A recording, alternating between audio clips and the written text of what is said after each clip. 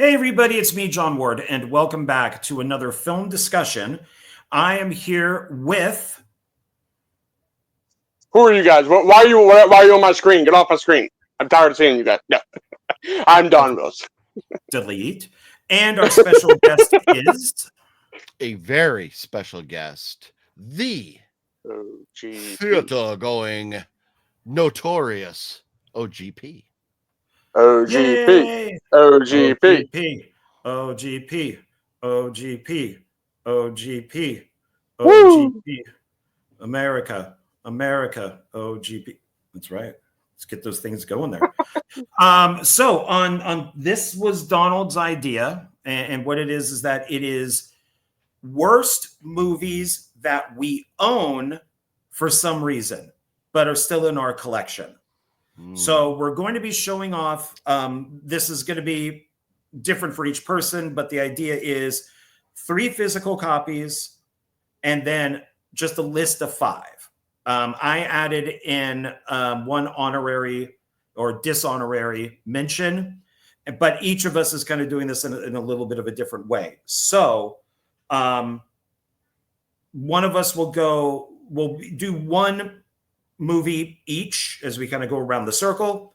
The thumbnail for people, that is, those movies on there do not represent what we're going to be showing. So we don't want to give away ours because I don't know what Donald has. I don't know what OGP has. Nobody knows what I have.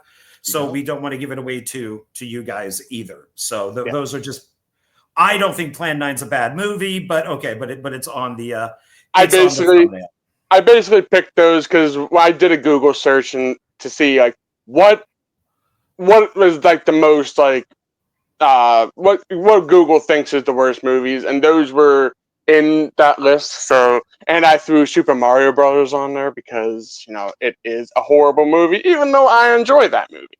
Not good, but I enjoy it. Okay, all right, fair enough. So before we start with the actual movies, why don't each of us give our definition of what an absolutely dreadful, horrible movie is? And since OGP is our guest, why don't you go first with that one too?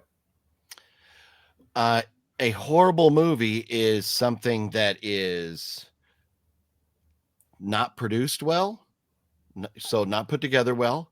It's not directed well. It's not acted well. It's not shot well. It's not lit well. The audio is bad. But probably most importantly, the story sucks, because we can forgive a lot of things as long as there's a story. So this is one that I struggled with a little bit in picking my movies, because there are some movies that I did not include today because I don't view them as movies. I view them as people throwing enough stuff at the wall, hoping that eventually something sticks. These are not filmmakers. They want to call themselves filmmakers, but they're not. They make garbage and want people to watch it and give them credit as filmmakers, and they make themselves fake film festivals to pat themselves on the back and stuff like that. So those, in my humble opinion, are not movies. So I maybe we'll talk about them at some point, but and just in case anything that I would mention would be on either of their lists, I won't go into names or details on that stuff right now. But the bottom line is, you have to give me a good story, and I have to see in your production that you cared about the production you were making. And if it doesn't look to me like you don't care, then the audience won't care. So that's my definition. So how long does it normally take? You put in a movie you've never seen before. You bought it at Zia Records. The cover looks interesting. You're like, oh, okay. Found it for a couple bucks. You put it in the player. You sit down, you hit play. How many minutes does it take for you then to go, oh, hell no, and you just turn it right off? I think I will give every movie at least 7 minutes. I mean, I have one here that I turned off after 10 minutes. Okay. Because I was hoping things would change. There was a reason I was hoping things would change. but they didn't. There is another movie here. I don't remember how quickly I turned it off. But there's times where if it's that bad, I'll kind of skim through and see if the presentation or, the picture looks any different. And then go back and continue if I think it's going to get better. But no, you can usually tell. You don't need much time. And don't be fooled with credits or, because the opening credits can look very beautiful. Artwork on a movie can look very beautiful. And then you put it in and you're like, what the fuck is this? This doesn't match the art. Pardon me. I dropped an F-bomb. I'm used to my channel. But you can swear as much as you want. It's fine with me. I don't make any money off this. So, yeah, well, I try to keep it, family friendly. But that's you funny know me, you know me. But you can tell, but you got to, skip the credits because that's easy to make look nice compared to the actual production. Okay. And Donald, what is an awful, horrible, stinker, oh God, movie for you? But what is your definition? Well, my definition of a worse movie is when I watch your movie and I don't care about your actors. What did my movie do to you? Not you. I mean, I don't care about your story. I don't care about. What did my story do to you? Everything, man. They're called metaphors. Oh, it's not your as in me. It's your as in general. Replace your with the filmmaker. Got it. Okay. Jeez, I thought we established this. Now, keep in mind, I would never attack these two. First of all, I've seen AXEMAS 1 and 2. I was going to throw it up as a joke as my last one be like the worst movie ever, and I was like, I'm just joking. This is an awesome movie. But I decided not to do Tubi, that. As of today, Tubi has recommended AXEMAS 2. It is on their recommended list. It's like the third or fourth film on their list. So I'm personal friends with Bruce Lee, and I will have him come over and whoop your ass. There you go. But okay, let me rephrase this so I don't offend John. I know what you're saying. Well, when you're making a movie and your story is trying to come across as like, for example, in one of the movies I'm going to be talking about later tonight, there's a story that poorly mishandles a mental illness. And it's done very poorly. And it's not realistic. It's not, if you're going to do something, you need to make it realistic. You need to make me care about that character. You need to make me feel for that character. And a horror movie or any other movie, you have to make me want to root for the people that are getting killed off. You have to make me root, or in some cases, make me root for the killer. Sometimes that doesn't work.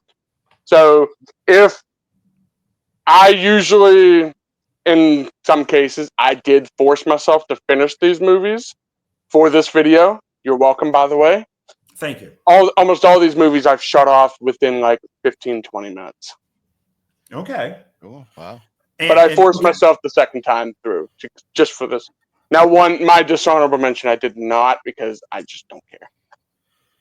Okay, so so like I asked, OGP with a time frame. So yours are normally like what, 15 minutes?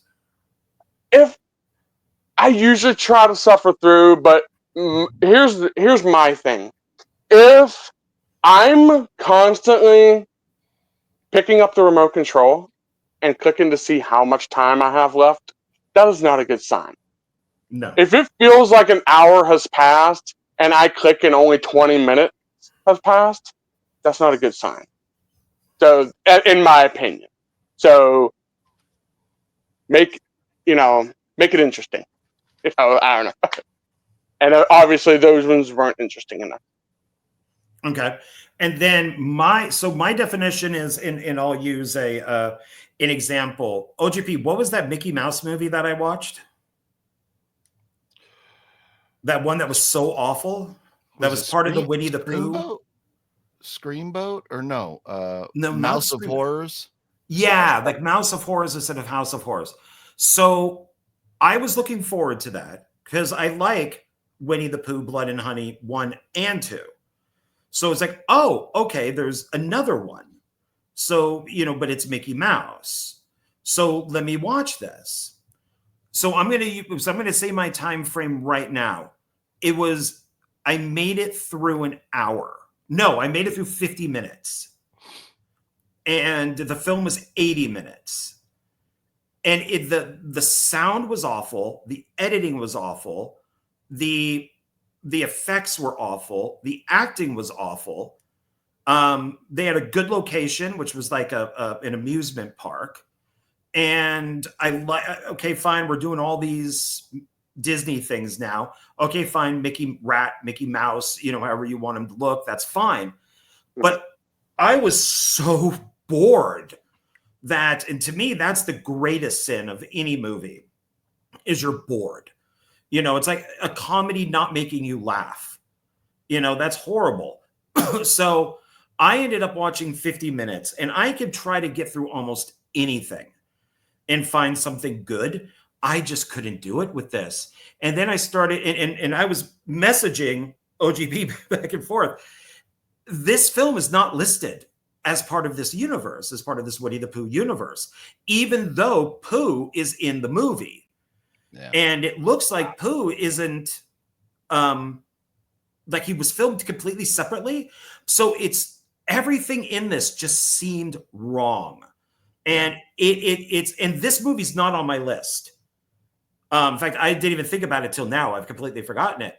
But it's almost like that one movie holds everything that is wrong, I think, especially with independent films. So bad sound, bad acting, bad editing, bad directing, not giving a shit, bad lighting.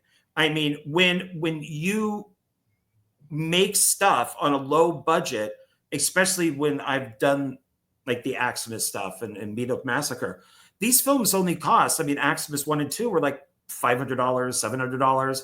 Meat Massacre 4 is like, was a couple thousand. You could see everything. The sound is fine. You could see everything. The editing is fine. If you can make a movie for that low amount and still have everything fine, you may not like the movie, but if it looks fine, why does a movie that's like $1 million look like shit?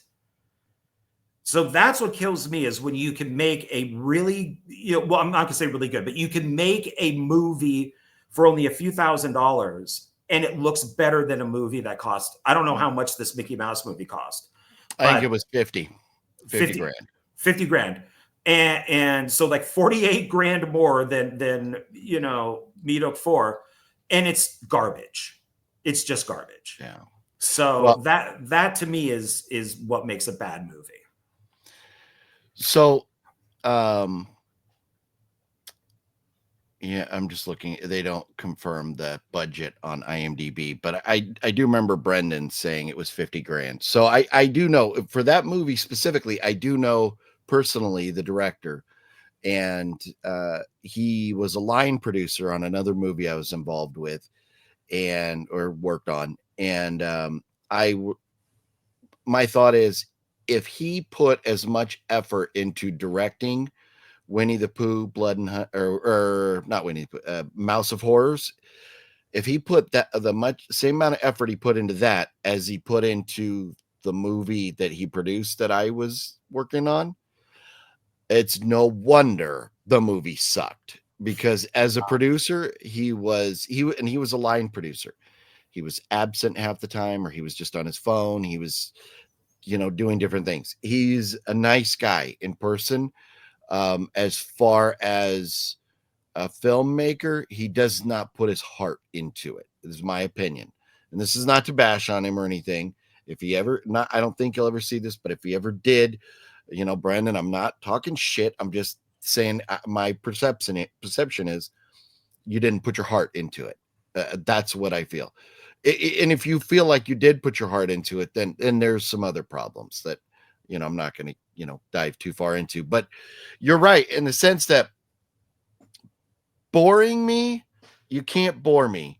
And to Donald's point of if I don't care, and that's where all of the factors that I talked about that I look at when it comes to movies lead to me not caring. And if I just don't care, and for me, it's picking up the remote, but it's not only that, but it's going like, well, let me just look at Facebook because there's nothing going on. Or let me look at Instagram. If I'm on my phone, if the movie doesn't pull my attention enough that I want to pick up my phone, that's a problem. In this day and age, we are all very like, oh, we got to be doing this, got to be doing that. It's hard not to pick up your phone during a movie if you're sitting at home to go, oh, I know that actor. Where are they from?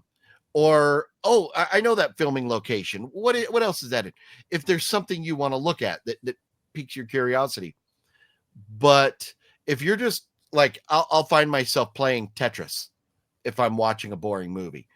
But boring and runtime are not only the factors that will work for me, because like yesterday, I watched Rosemary's Baby. Oh, I mean, it's a classic. It's a classic. It is very well put together, but holy shit, is that movie long? And there are parts of it that it's like, dude, come on, Roman. Maybe Roman Polanski left set to go hook up with a 12-year-old and you just let the movie keep going on its own or something. I don't know, but it's one of those movies, kind of like, and I'm going to upset John here, Children of the Corn. It has not aged well. Maybe the intensity, the drama, or whatever worked in 1968, and maybe for Children of the Corn, it worked in 1982 or whenever that came out, but it doesn't hold up today. So there's different factors, for me. But I mean, if you could tell there's no heart and soul put into the movies, they're going to be bad. And that's all I've got to say about that. There you go. Donald, anything to add to that? And then we'll get to the movies. Basically, like Philip said, if your heart and soul is not in the movie, then there's really no point in making a movie at that point. I mean, I've seen some pretty bad movies, but I mean, even if they're like, hey, I just wanted to make a movie, it's like a sole passion of mine.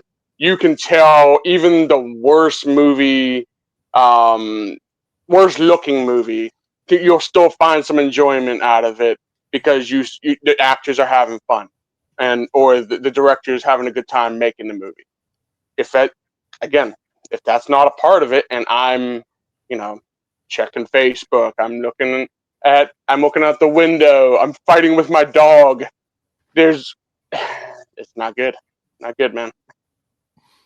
You're just there with your dog. You're not fighting, like beating him up or anything. So with something that that Philip mentioned is, so there, like Rosemary's Baby is a classic, or even Children of the Corn, because I was like I think like 1982, 1984, something like that. That I think that's more to just one's taste, let's say, because that's Rosemary's Baby. A lot of people could just sit down and watch, and it doesn't bother them, even though it's like 68. I mean, the history behind the movie I think is probably more interesting than the film itself. I mean, it's that's the movie that Frank Sinatra divorced Mia Farrow over because he was trying to control her, and he said, "You go do this movie. We're getting a divorce." She went to do it, and he divorced her. So I probably would too, yeah. And then of course, there's all the stuff with Roman Polanski, but and I could see that with something like Children of the Corn, like the original. It is very 80s. It is very of its time. So you would hope that maybe from 82 to whatever the newest one is, it's improved. It's not, doesn't have those problems. And unfortunately, the newest Children of the Corn sucked. Oh, but, I would never refer to sequels. I was just talking about those specific movies because I've never watched a sequel to Children of the Corn, not one of them. because I just feel like if this is where they set the tone and the things that I've heard about the others, yeah, no, they're not going to be good. Yeah, I mean, I love the Children of the Corn series. I own all of them. I've seen all of them probably. Yeah, and you love Chucky too. So, well, yeah, you are in the minority on that one, sir. It's only one of the biggest franchises in the world, but that's well, okay. then you're going to love my first movie here. Oh, it's I think it's one that I might have recommended then as an example. So, okay, with that being said, what is your first physical movie that you hate, but it's still on your shelf for some reason? And let us see it, but explain why it's still on your shelf. Okay, it is Star Wars Empire Strikes Back. Oh, I kid. And this is funny because somebody on my channel recently asked if I'd seen this, but it's Horror House on Highway 5. And I used to own 2 different variants of this, and I think I threw the other one away because the movie was just so bad that I was like, this does not deserve, this does not merit 2 spots on my shelf. And so I thought I would keep one just for shits and giggles. But it's a cult classic, never released on DVD. It doesn't even really tell you anything about the movie on the back. It's like quotes from fake important people. See It or Die, Scream. It is so poorly put together. The sound, the picture, the acting, the story, they're all terrible. This is one I never made it all the way through. I think I gave it about 15 minutes or 20 minutes and was like, nope, I don't need to see the rest, because no matter how compelling the end may or probably wasn't, but may have been, I just don't, based on what I'd seen already, I didn't need to see the rest. So I thought it was funny as I was looking through all my movies to pull one out. I saw this and I went, oh yeah, it's funny because somebody asked about this, but it's absolute trash. So Horror House on Highway 5. And why do you keep it on the shelf then instead of just throwing it away with the other one? Because I paid money for it. I mean, and there's other movies I got on the shelf that I'm not going to talk about. Like Dustin Ferguson that I haven't thrown away yet either. That don't deserve spots on my shelf. But it's one. So as a collector, I think one of the glaring issues for us having movies on our shelf is that we're collectors. And if somebody ever mentions it, it is nice to be able to go back and reference it. If, or if somebody said, oh, but that one scene at the 28-minute mark or whatever, you could at least pop it in and check it out. So I think that's why it hasn't gotten thrown away. Even more than I think the $2.99 I spent, or $1.99 or whatever I spent on this at Zia. Oh, that's a Zia purchase. Okay. Thank you, Zia. Thank you for giving us money, $2. Okay, Donald. So what is your first one? All right. So my first one is going to be Day of the Dead, the remake. Not the George Romero one. No. I'm going to be silent. Okay. And then I'll say my thing when you're done. Okay. So explain. Out of all 3 of them, I think this one, it's not horribly shot, but I have some problems with the story. My biggest problem is when your friend gets bit by a zombie and turns into a zombie, what do they usually do? They want to eat people? Kill them? Okay. But if if your friend's a vegetarian, it's somehow the virus is just going to make them not eat people. That's what makes no sense to me. Do they do that in there? He's a vegetarian, so he doesn't eat. Yes, the one friend, the friend gets bitten. They don't want to kill him, and they bring him around the entire movie. So that's pretty terrible. Okay, that's so it's directed by Stephen Miller, you know, Yes. who also did Friday the 13th Part 2. He did Lake Placid, Halloween H2O. The vegetarian in it is Bub from the George Romero film, the intelligent zombie. But in this one, Bub is a vegetarian. Okay. And it does have Ving Rhames in it from the Dawn of the Dead remake. So people thought this was a sequel to that, which it is not. It is not even, I would even say loosely based on Romero's Day of the Dead. No, And there are, there's another remake too called Bloodlines. I have not seen that one, but It's I didn't even watch this copy. The only reason I have this copy, to answer why I have it on my shelf, is because I'm a completist like John over here. When it came to the Night of the Living Dead, now the only ones I'll go through are remakes of the actual movie. I'm not doing sequels to the remake. That's the only thing I refuse to do. And how I first seen this was actually a bootleg. I bought this at FYE before they closed down. As you can see, the FYE sticker's still there.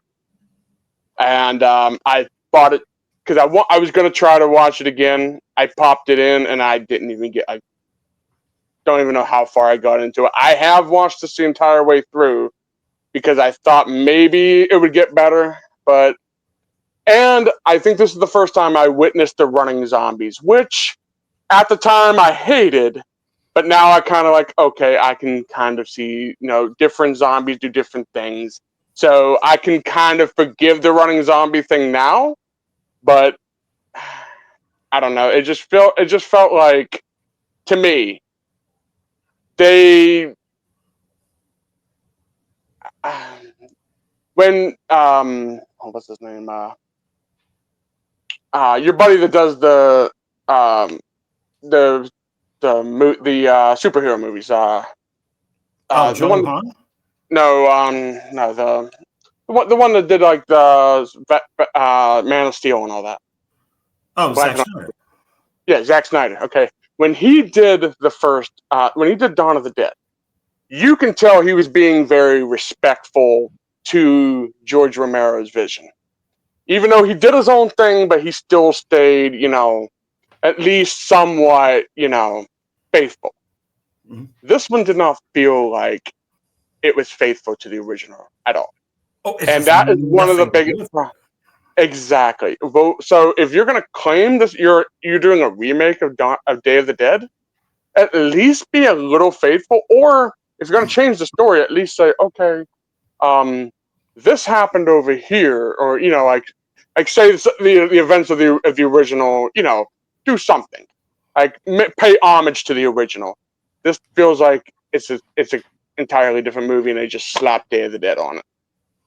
Pretty much, yeah.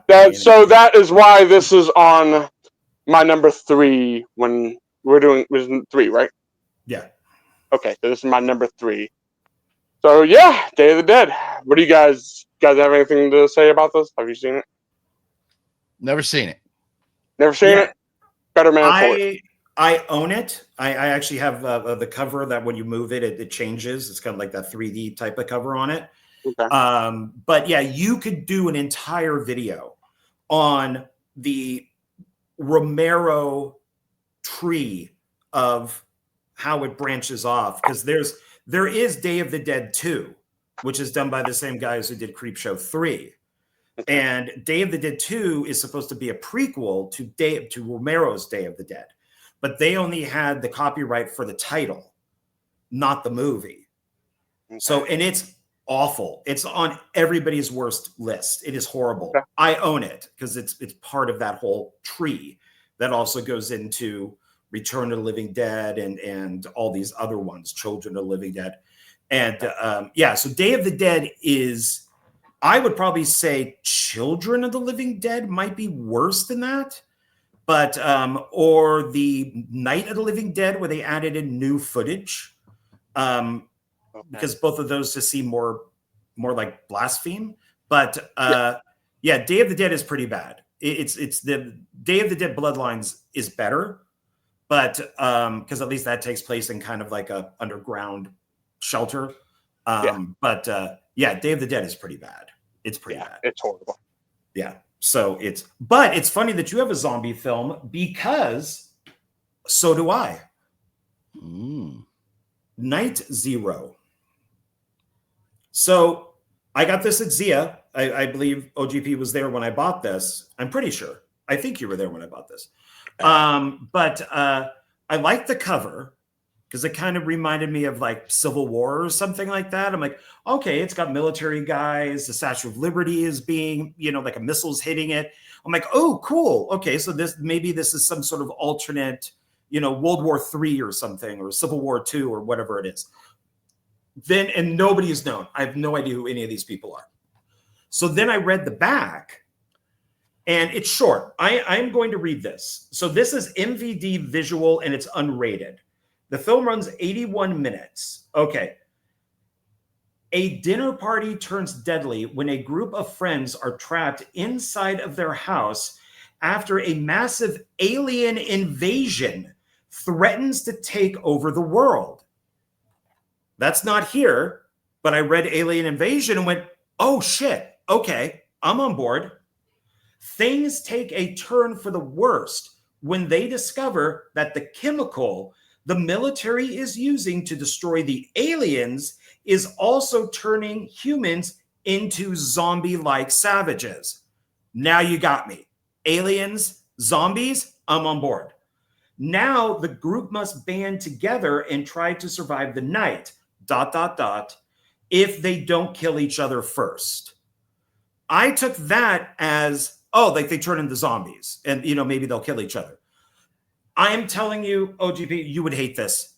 It is fighting from the second the movie begins. Why are these people together? It is 81 minutes of nothing but arguing. It is just them fighting. And it is so obnoxious. The couple of things that are really bad in this is, one, the sound is horrible. And once again, I go back to the stuff that I've done. And I have done sound for Joe Lujan on a lot of his movies. I'm using an itty-bitty little Zoom recorder with these type of headphones and just like a boom, or like I have like a gun for the mic. His sound compared to this, his sound sounds like it's professionally done by somebody in Hollywood. The sound on this peaks all over the movie. People scream, and you can actually hear it on I don't know why the sound person did not go, we got to do this again. It just peaked. I mean, this is awful sounding. It's all distorted, and you got to turn down the volume on your TV. And it's like, why? Why didn't they say we need to reshoot this? And so that's throughout the whole film. The other thing is, I don't know if they added it later. There is a smoke alarm going off. Like the batteries are low. In every single scene, you hear beep, they're talking, beep, they're talking, beep, zombies are running around, beep. No matter where they are in the freaking house, you're hearing a smoke detector. Why is there a smoke detector in here? And if it's the batteries, take the batteries out. Why is this throughout the entire movie? So I don't understand it. And there is a making of on this. This is like shot in, I want to say like Philadelphia. And at the very end, once again, I've said this with some recent movies too, the last 30 minutes is the best. So at the end of this, it turns really into, because it's like a one location zombie movie in this house. And it's this couple that's going to get a divorce. So they're fighting throughout the whole movie. From time to time, a zombie does burst in and they have to fight it. There's a military guy in there who they rescue because he was going to get attacked by zombies. But for the most part, it all takes place inside the house, which is fine. I like one location. At the end, they leave. And our lead girl, she walks through the streets. Now, the director obviously got help from the city because you could see there's like a fire chief. You could see in the behind the scenes that he must have had help, that somebody knew somebody. So they got like a whole block like cut off. There's ambulances, cop cars, like everything you would want for your low budget movie is there. And they got bodies on the streets. And so like the last, I would say like maybe 20 minutes of the movie it's pretty good. It's like a zombie film. You do get the flying saucers. You don't get actual aliens, but you do see the flying saucers. So the beginning of the movie is the best when they're at the wreckage of one of the spaceships. Something does attack one of the military guys, which I'm assuming is the alien. That's kind of what starts the whole thing. And then at the very end, you do get shots kind of throughout of the flying saucers, which actually look pretty good. But it's just why is the sound peaking? Why is this in here? Why is this beeping in here? And I wanted to see about doing this as a one filmmaker for the director. And I friended him on Facebook and he friended me back. And I'm like, I don't know if I could do this because I'm now in the 60s on one filmmaker. There is not one movie in there I don't like. I only interview people for films I like. Yeah. This, I would have to trash on this because I'm so curious, especially looking at the behind the scenes. This film should have been good. It should have been zombie, low budget good. I don't get it. I don't get it. And then this last thing, I'll say this and then we'll move on. They shoot at a historical building. So you could tell it's like somebody had access to a building where Congress people would meet or some sort of government would meet. And they have all the like the wooden long chairs set up and there's like the pew at the front, and all that stuff. And that takes away from the movie. So they were probably happy to get that. But they can't do anything. It's a historical building. So you could chase people around, but you can't really throw tables or chairs around because they're historical. So it's like they probably thought, oh, this is a great place to shoot. No, it takes away from it because you could see while watching it, this is a historical room or building. There's going to be no blood. There's going to be none of this type of stuff. So, yeah, I don't know. I really want to talk to the director about this, but it's not going to be in a positive way. Yeah. So, that's my number 3. And it's very unfortunate because I really wanted to like this, especially from what the back says. So there we go. I think that's the worst when you you see a movie and it looks really good and it looks like it had a lot of potential and it does turn out to be a dud. So it's kind of unfortunate. Yeah, especially with that description, because they're not wrong. The description isn't wrong. And the thing is with it saying, do they have to, if they don't kill each other first, that's because of the fighting. That's not the zombies or the aliens. That's them fighting through the entire movie. So, yeah, I know this was a long talk about this, but it frustrated me so much. 10 minutes. I was sitting here going thinking to myself, this is a tough video to do because I used to be part of another show where we would pick a couple bad movies. We would all watch them and talk about them. You're talking about a terrible movie that I've never seen. And I'm just like, painful. But yeah, so I just noticed. Let's just take this video as we're warning each other. Don't watch these movies. Yeah, no. People watching this movie, watching this video too, don't, unless you're really curious, I wouldn't do it. But a lot of these we probably haven't seen. Like I never saw that horror house on Highway 5. Is that what it's called? Yeah, no. And that's the catch is that I'm saying this video in general is going to be tough the whole way through for all of us for not having seen, although my next one you have seen, John. And this is an interesting one. It's a movie I picked up and that John, you and I decided to watch because it sounded like it could either be funny bad or just terrible bad. And it wound up being terrible bad. And the movie I'm referring to is not an ex-hooker's Christmas Carol, because that made me laugh a couple times. It's still a terrible movie, but you go inside, flip the artwork around. I'll just show it here. Now you have Backwoods Marcy.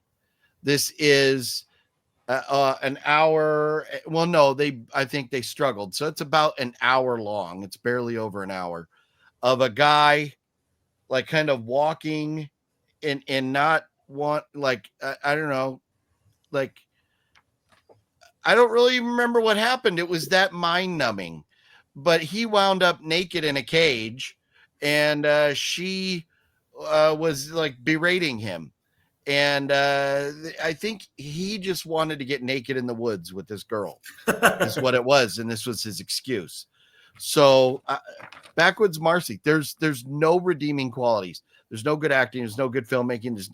There is nothing in my mind. This was a pervert who wanted to get naked in the movie, in the woods with the mediocre looking girl. I mean, she was not hot or anything. So what are we doing here? But the reason I have this is because Backwoods Marcy is actually a double feature with an ex-hooker's Christmas Carol. And it's very interesting because this is from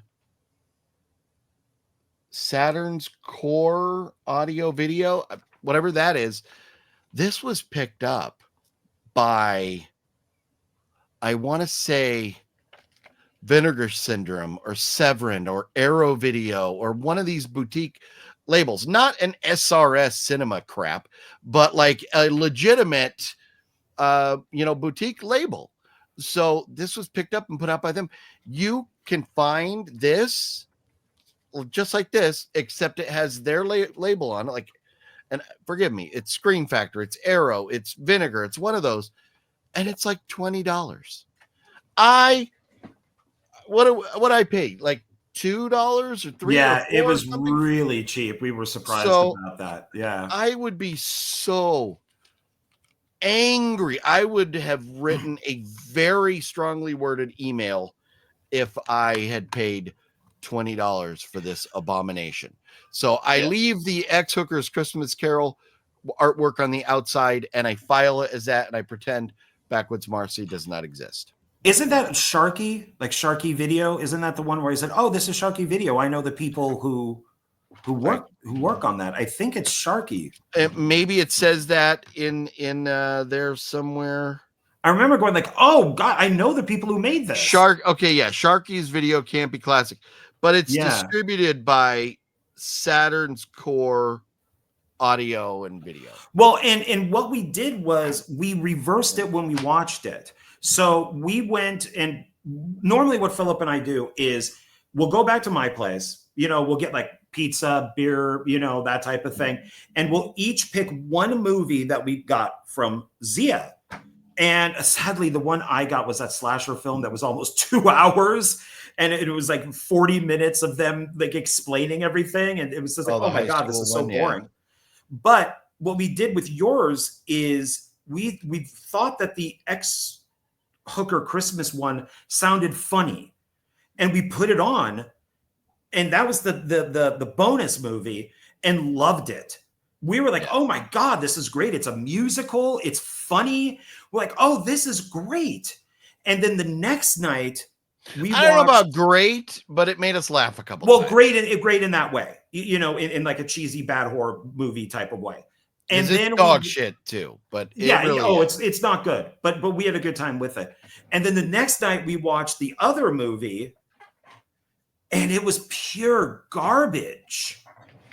And it was like, if we had watched that movie, what's it called again? What's the original movie on there?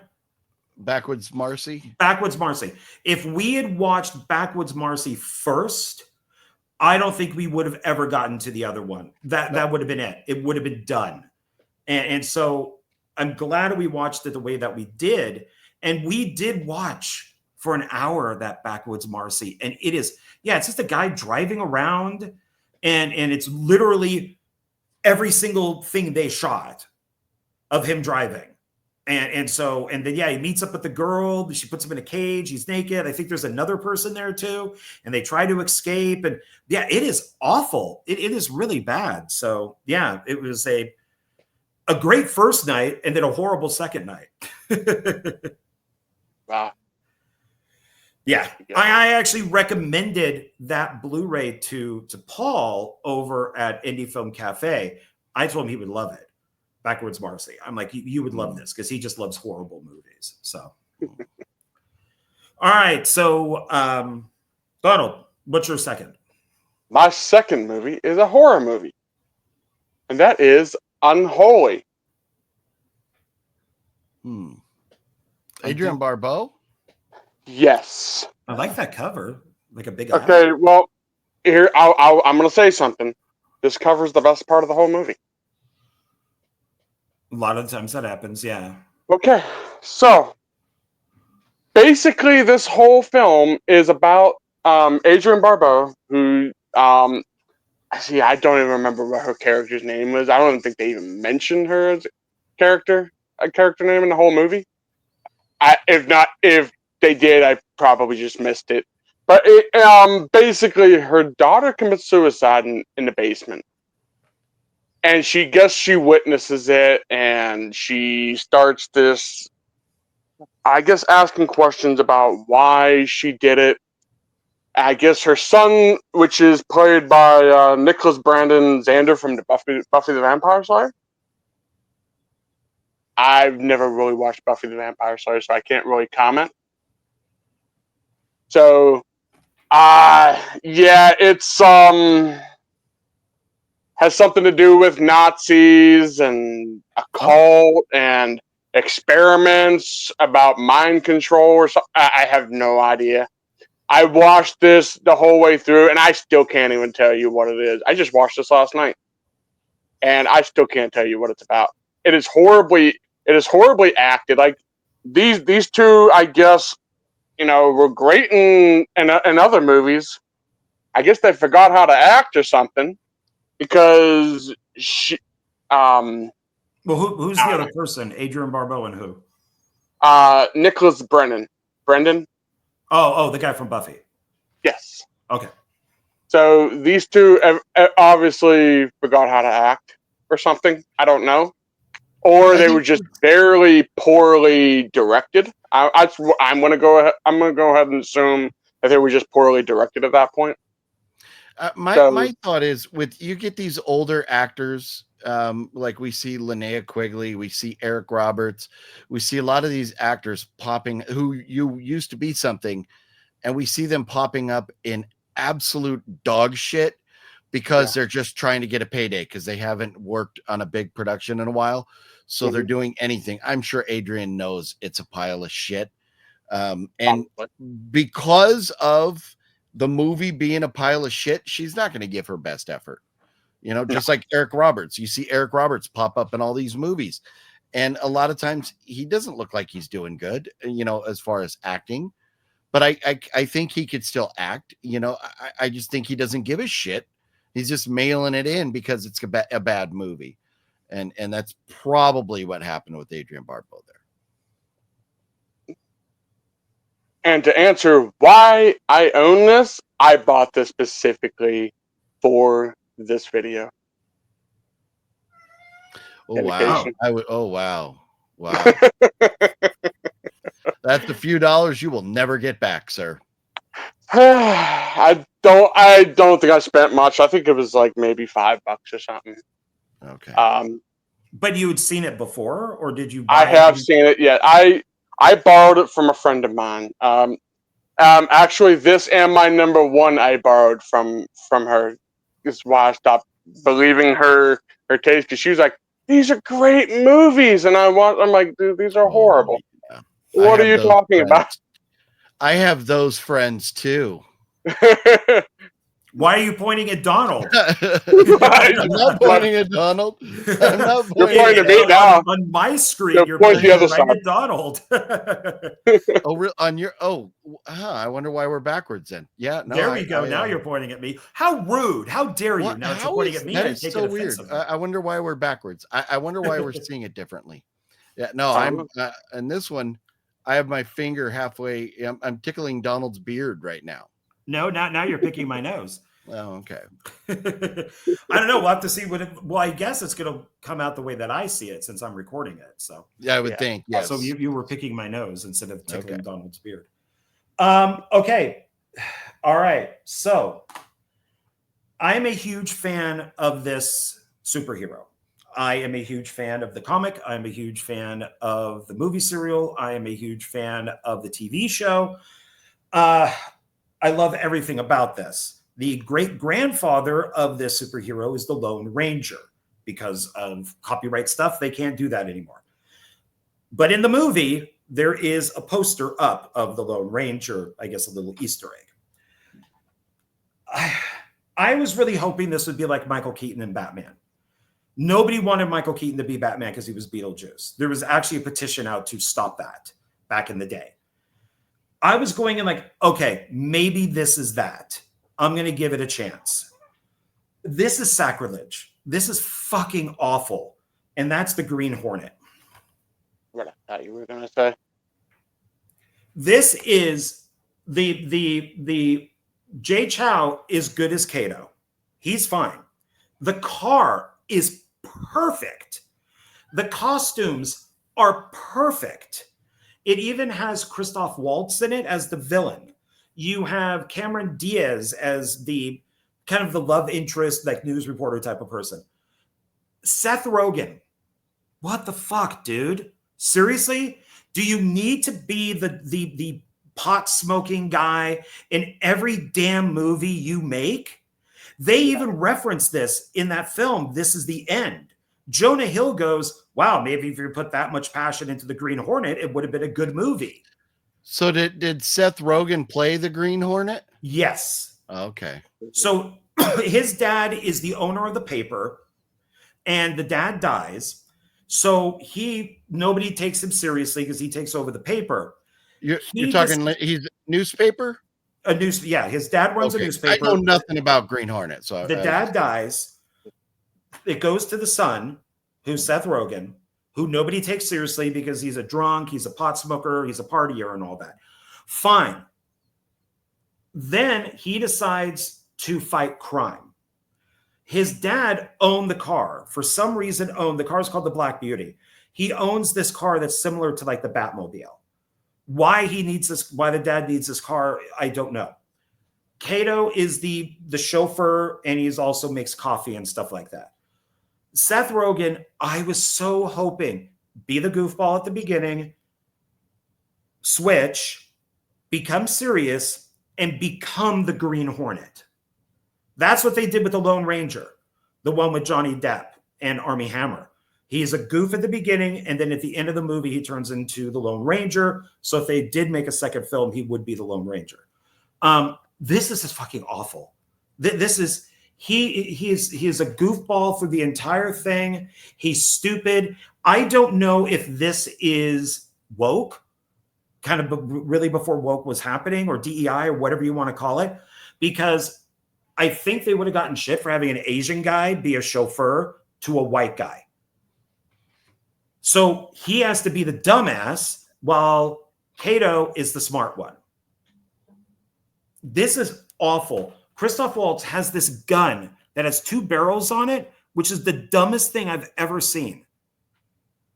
It can go like this, and then it spreads out.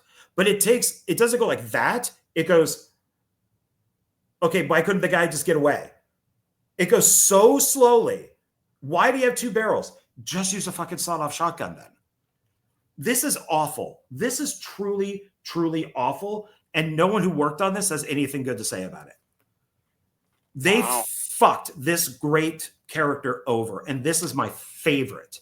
Like above Superman, above Spider-Man, Green Hornet is my favorite.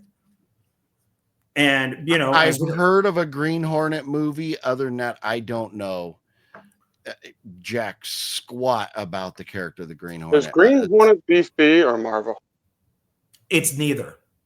Oh, so it's like its own like image Yeah, or something like that. I think like Dynamite Comics or something like that owns Okay. it. It kind of goes from company to it's a company. I've heard of the Green Hornet. I mean, I've heard like people talk about it, but I've never actually watched it, so I can't comment on the Green Hornet. Doesn't mean I wouldn't like. I definitely avoid that movie for sure, but definitely would like to like read the comics or something. Yeah, it was originally like a radio show. It was a comic book. Okay. And then they did movie serials in like the 40s. They did 2 of them.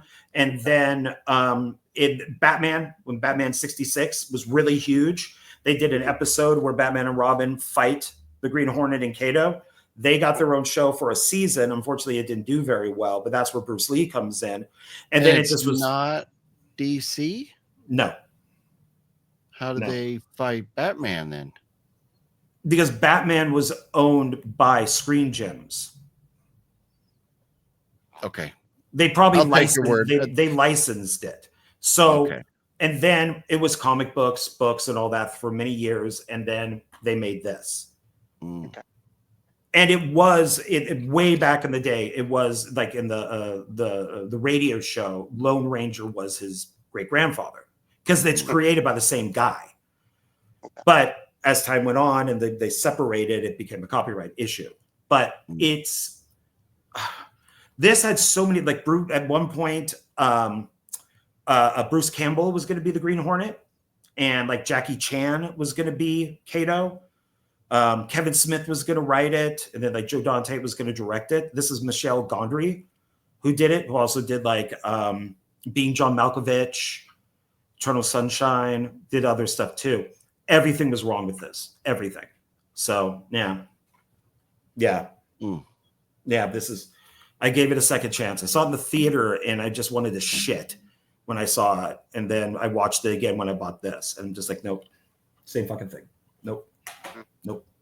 And I own it because it's a superhero. It's on my shelf with my other superhero movies. I love the Green Hornet. So I want it in the collection, unfortunately. So otherwise, if I wasn't into all this stuff, I probably would never own it. Watched it once and that'd be it.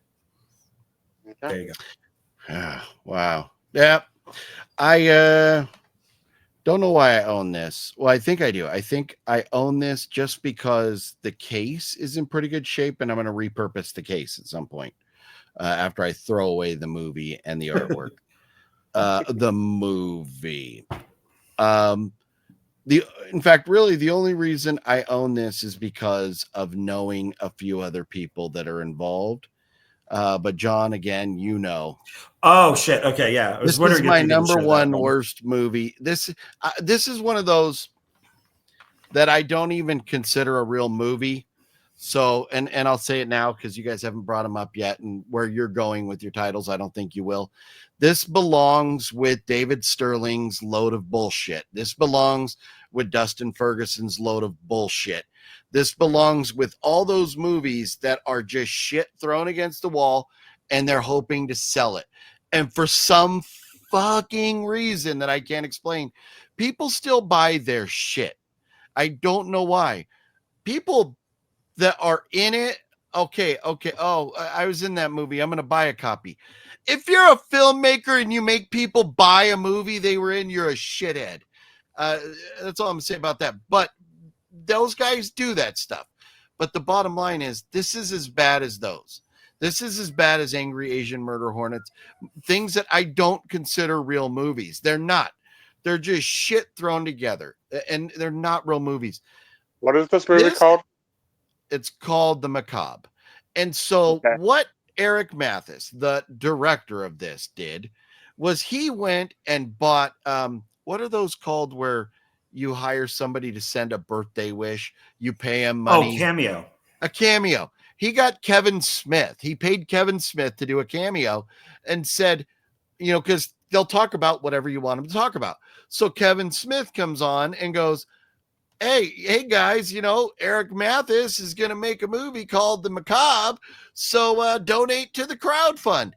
So all these idiots thought that Eric Mathis was going to have, what's his name that I just said in there? Kevin Smith. Kevin Smith was going to be in the movie. And so they donated to it. And no, this turned out to be a fucking abomination.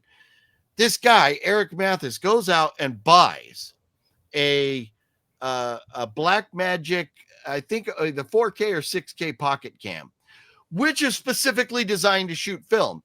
He goes up on the mountain deciding he's going to go out and take still frame pictures with it. And, I'm still playing around with it, so that's why the pictures don't look good. No, the pictures don't look good because it's not a fucking picture camera, you moron. So anyways, he doesn't know the slightest fucking clue about filmmaking. So then he goes out and gets people like Drew Marvick, Rolf Konevsky, Tasha Takosa, people that have done things that I could sit down and watch.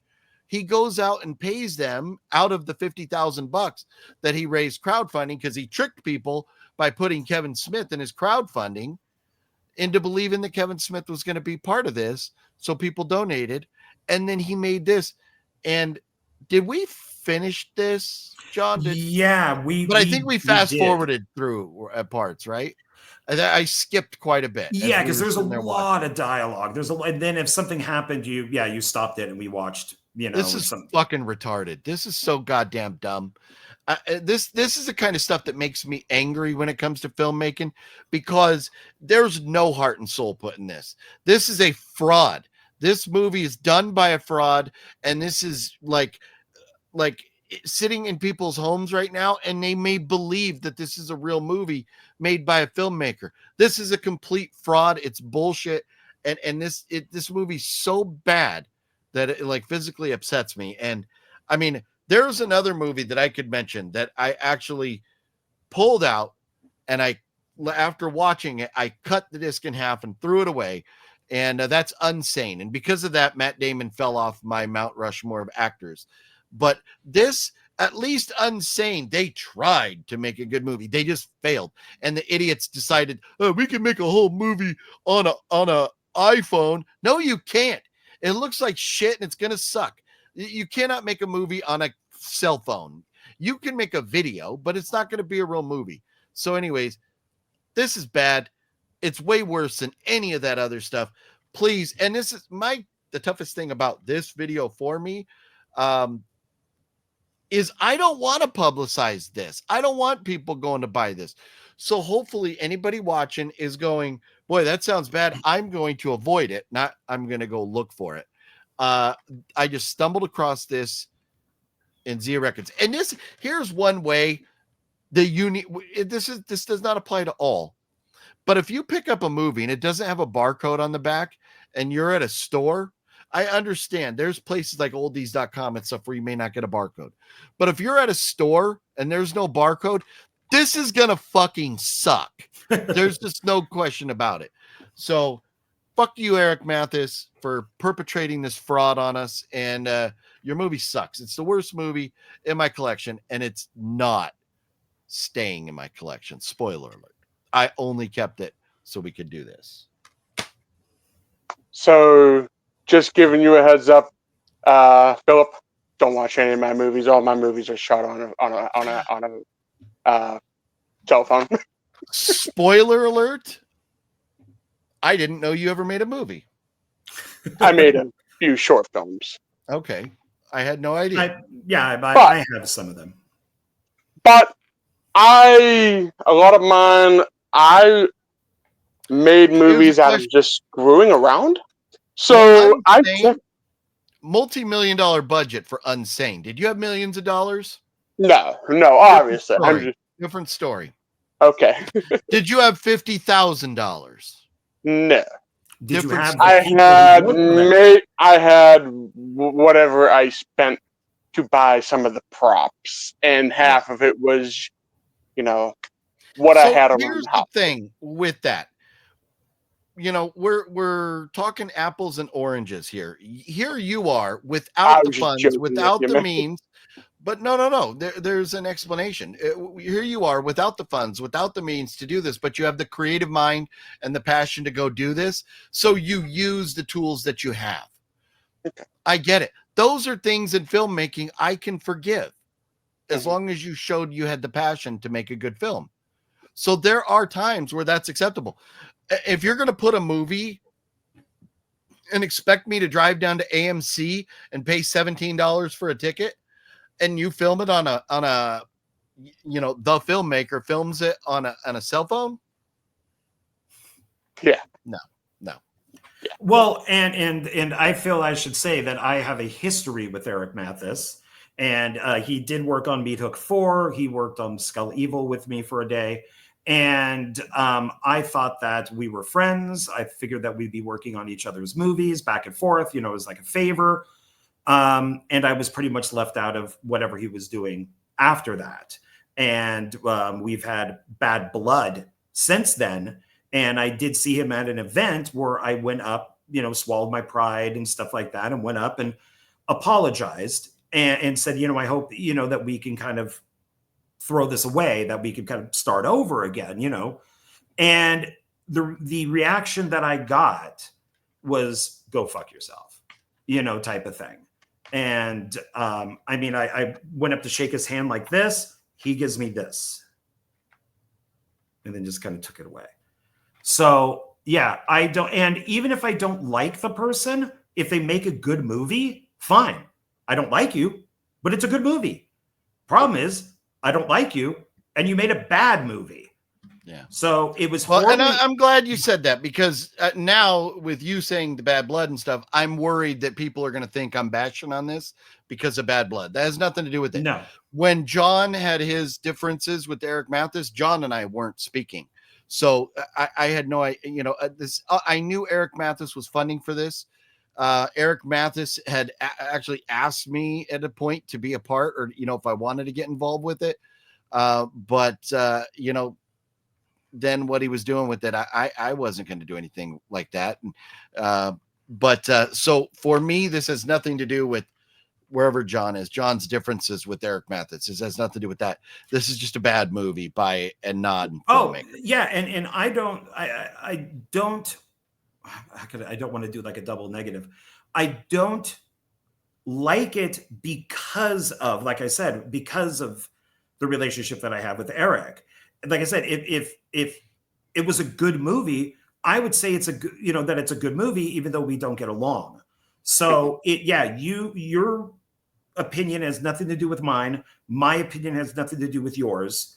You just happened to find it at Zia Records. It was on sale for like a few bucks. You showed it to me. I'm like, you have to buy that. We need to watch it. And I'm not going to go into it assuming it's a bad film. I'll go, I'm hoping he makes the best movie. Yeah. It just wasn't. It was poorly shot. And would you look at that? I forgot to even look, but yeah, it's not even a fucking like professionally produced movie. This is burned in somebody's fucking house or something. Look at that. This is like David Sterling bullshit.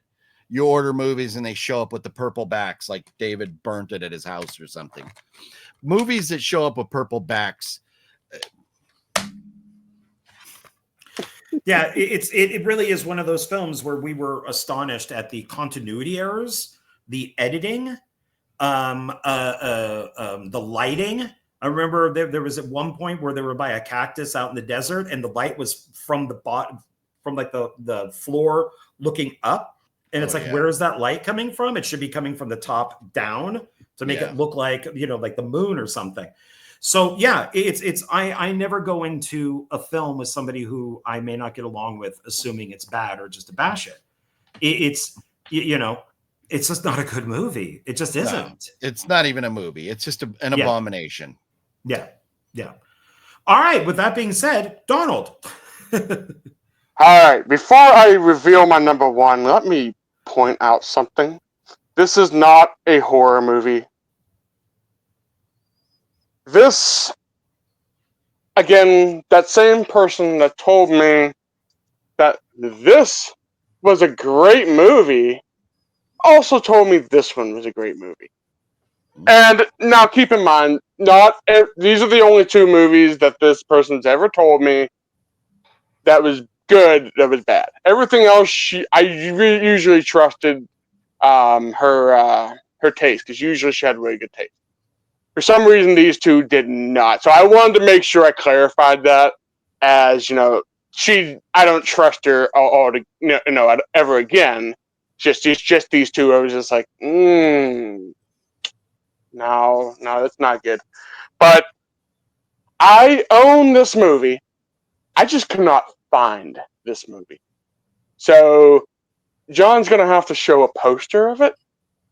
And I'll let the poster speak for itself. Never heard of it. It's got a good cast in it. And apparently it's a whimsical, funny, moving film. I know Ryan Gosling. Who are the other people up there famous? Yeah, Emily Mortimer, Paul Schrader. Yeah, I can read their names, but yeah, I just don't. Yeah, Patricia Clarkson isn't. Yeah, she's known too. Yeah, I think they're all known. I just don't know the Kelly person. That person I'm not familiar with. But yeah. Okay. This movie is, as you can see, is labeled as a comedy. It is not a freaking comedy. I went into this thinking it was funny. It's actually a drama, which I wouldn't be mad about if I wasn't sold it as a comedy. And from right there, it says, a whimsical, funny, moving film. Moving, no. Whimsical, no. Funny, definitely not. So let me give you the synopsis of this movie. And spoiler alert, I am going to spoil this movie because nobody deserves to sit through this. Okay. I think all the movies we talk about today, spoilers are fine. Yeah. Cause we don't. Okay. So, and if for some reason, if you, the viewer, want to watch this movie, I don't know why you would put yourself through this, but if you want to watch it, stop now, go watch the movie, and then come back to the 1 hour, 11 minute, and 55 seconds. Hopefully that's the right time. Anyway, this movie is about this dude named Lars. Apparently, he suffers what the movie calls delusion symptom or delusion disorder or something like that, which I looked it up. Apparently, I have no idea how to even pronounce this. Haphophobia? Maybe. I'm not 100% sure, but evidently they were trying to, which basically causes social awkwardness and isolation. Okay. With that being said, he orders a doll off of the internet. And the doll is one of the main characters in the movie. Is the doll played by a real person? No, it's an actual rubber doll. It's in the box that he's sitting on. Yes. I wish I would have sent pictures for John to show, but no, it basically, hold on, let me see if I can actually find a picture of it real quick. Basically, you keep talking. I'll look. I don't know how well you can see this. Probably up to full screen real quick. Yeah. All right, let me get out of this.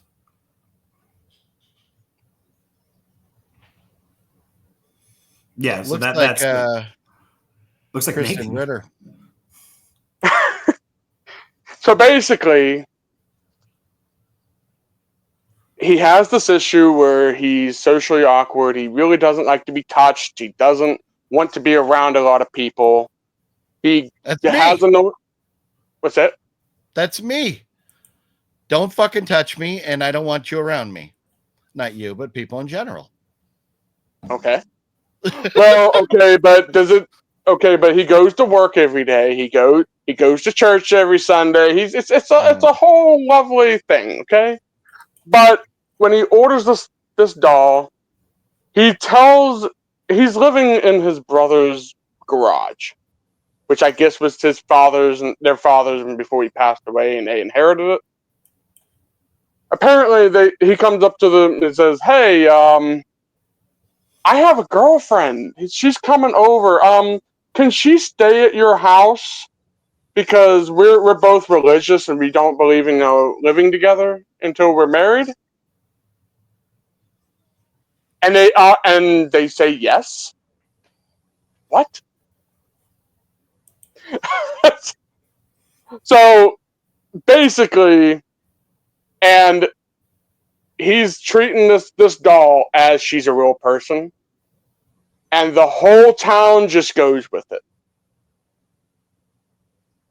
I'm sorry.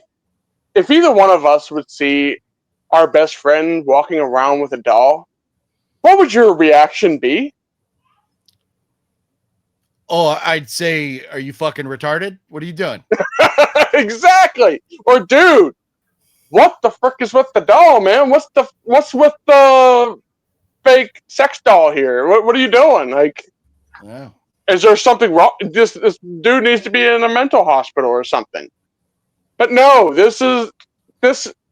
so I'm not going to go too much further into this movie, but basically, that is society that we live in now. We get to walk around and men dress up like women and vice versa. And we wear fucking purple hair and identify as dogs, and crawl around on a leash. And society is expected to accept that stuff. So that's the insanity we live in right now. So it makes sense to me that people would accept this, but to me, they're all a bunch of goofballs. Well, keep in mind, this movie was made in 2007. This is way before any of the woke stuff even happened. Yeah, right at the beginning of the Me Too movement. Yeah.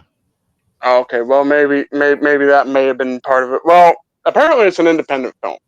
I didn't know it was an independent film. It makes sense.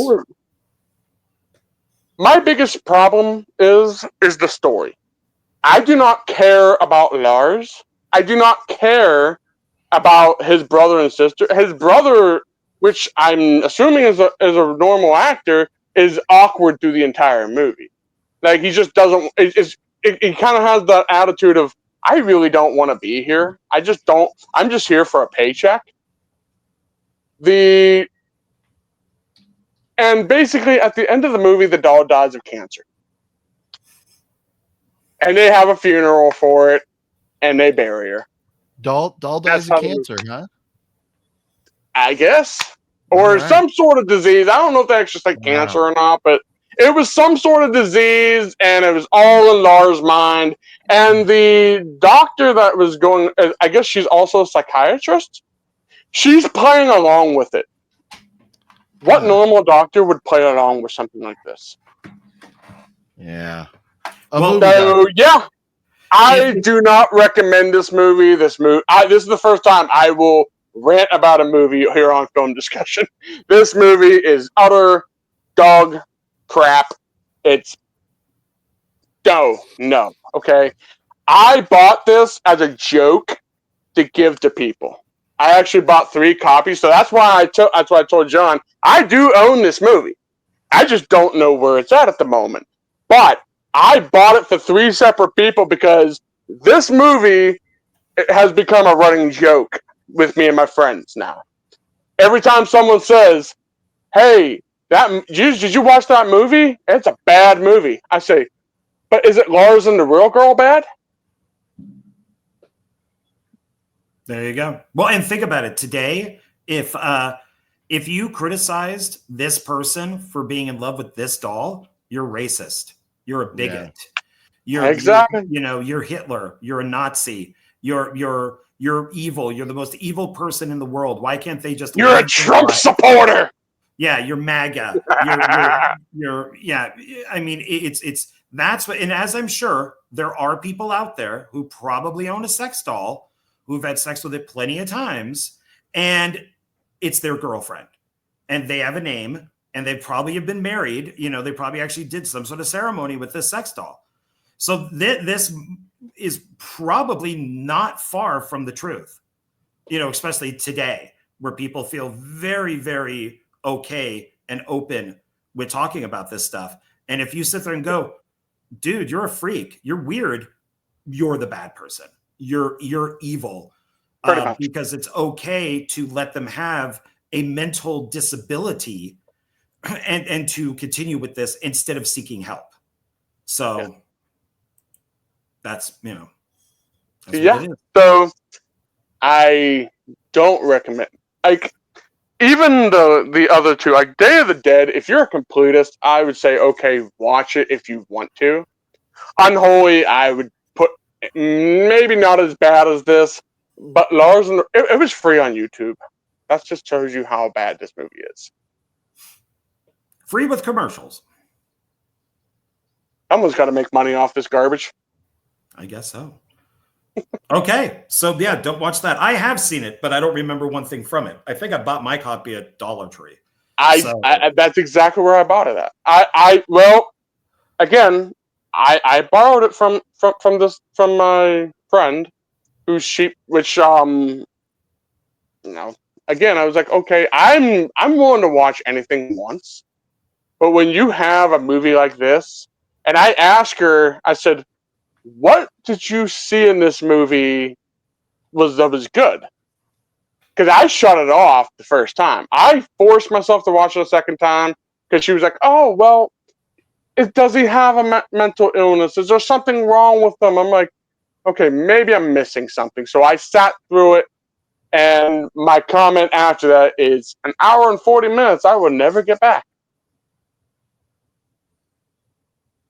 There you go. And so, why do I own it? Because this, I want, if anyone asks me, what is the worst movie, I can pull it off my shelf and say, hey, this is the worst movie. Also, I feel like the movie, I'm going to place like a pillar or something underneath a shelf that's bowing. And that's going to be the movie that gets forever tormented for the rest of its days under good movies. There you go. Yeah, so at least you get something out of it. There you go. So is that why you're keeping it, just to put it at the bottom of the stack, or why is it staying in the club? Okay. Yeah, that pretty much because everyone always asks, and even now that we're doing shows like this, now that I'm doing shows like this, why, if someone asks, what is the worst movie you have in your collection, I can pull it off and just say, here it is. Except for today, obviously, because I can't find the freaking movie. Yeah. Okay, there we go. All right. Yeah. So that, I just don't remember a thing from it. So, but okay. That just shows you how memorable it really is. Yeah. Oh, yeah. And Ryan Gosling's a great actor, so you must have seen something, I guess, in it. Yeah, like you said, maybe a paycheck. All right. So this is my number one. Philip had made a joke about this. That joke is a reality. Exorcist Believer. Oh, that's I mean, it's bad, but I mean, like, okay. I could not make it through it a second time. I ended up turning it off. It is one of the most insufferable movies I have ever seen. It is fucking woke beyond belief. Even Ellen Bernstein in it sits there and talks about the patriarchy. You know, it's got to deal with all religions instead of one. This is garbage.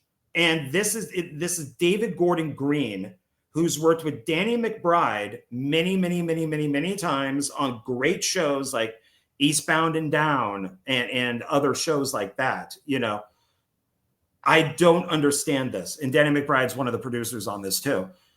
No, you fucked up Halloween, and now you're going to fuck up The Exorcist to the point where they had to get rid of him and bring in Mike Flanagan to finish the last two because he saves movies. This is garbage. This is pure garbage. Oh, look, it's a white girl and a black girl. Don't want to piss off one side, so let's have both. This is awful. Right. The white girl's parents are assholes. The black girl's parents is a nice guy. Of course. So yeah, this is by far, and that one line of the patriarchy, that's what did it for me. And that's halfway through the movie. That is what did it.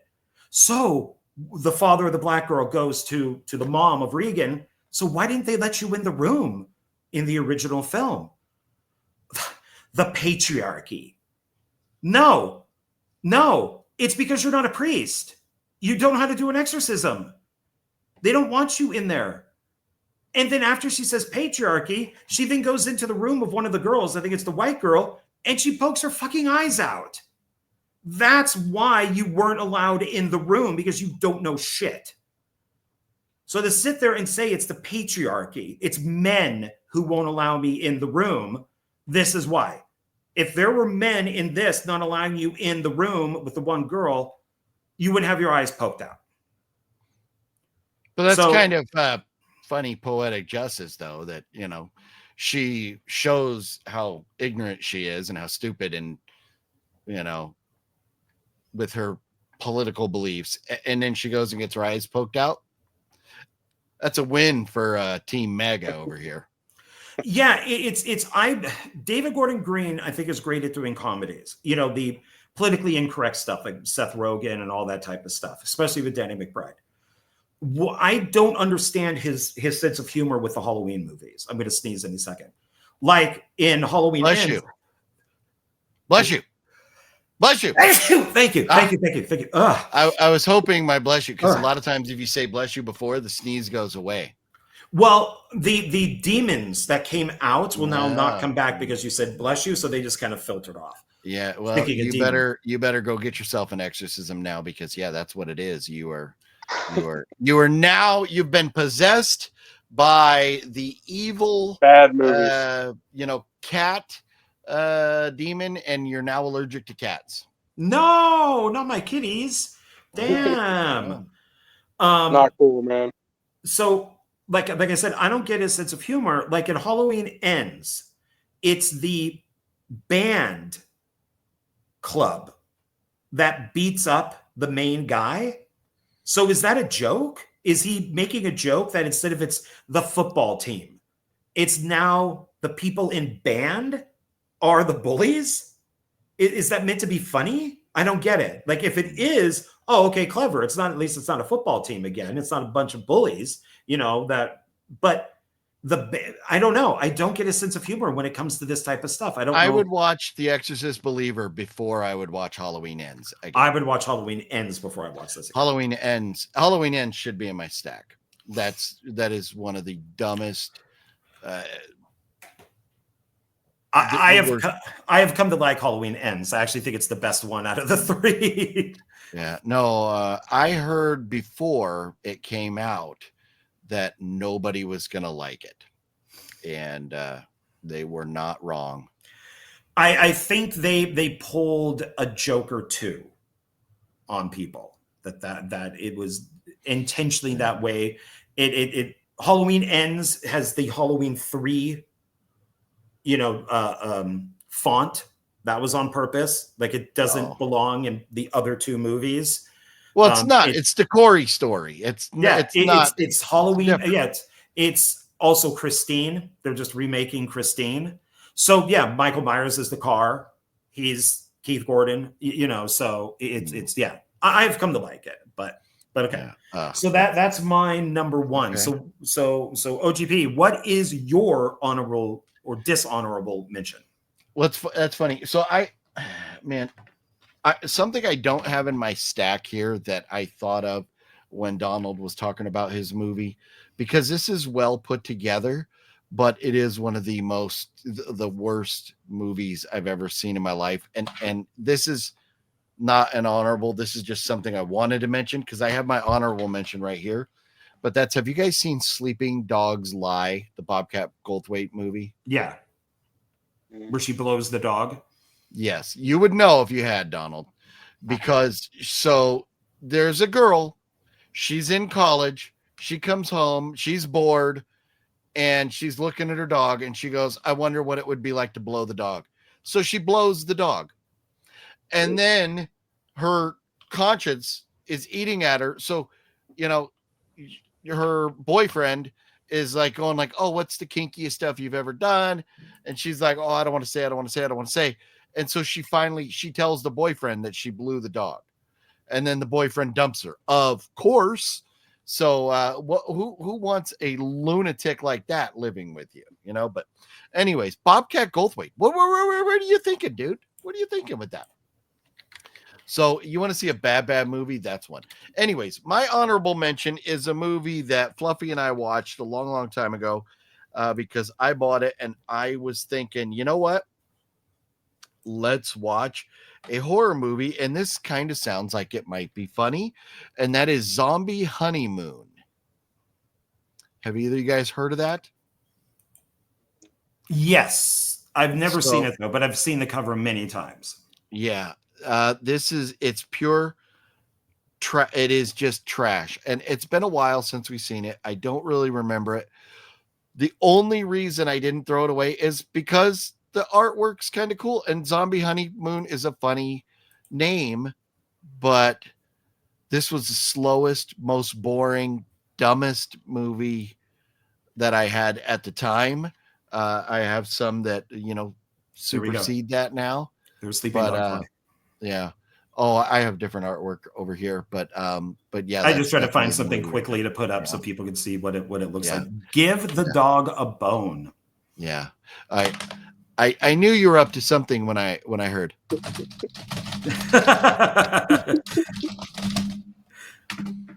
So there we go. But yeah, Zombie Honeymoon, don't do it. Save your money. This was a Zia Records, as you can see the sticky residue from the side of their thing. Their little stickers they put on there, but this was a 99-cent bin zombie film that I thought, you know what? And it stays on the shelf because I am a very avid horror movie collector. So that's the only reason. Will I ever watch this again? No. But if somebody goes, do you own Zombie Honeymoon? I can say yes. Yeah. I don't know if I would say yes to that. But you know, I mean, I do like zombie movies, so I don't know. Maybe I'd keep it too. Maybe say, I choose not to answer. I plead the fifth. Oh, no, I'll tell you if I just publicly posted my entire horror movie collection on Facebook.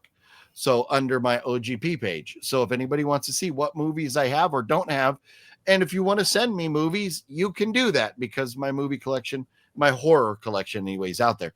The comedies and sci-fi, most of sci-fi and other bullshit are out like in tubs in the garage, but my horror movie collection's in here. So there it is. Okay. All right, Donald.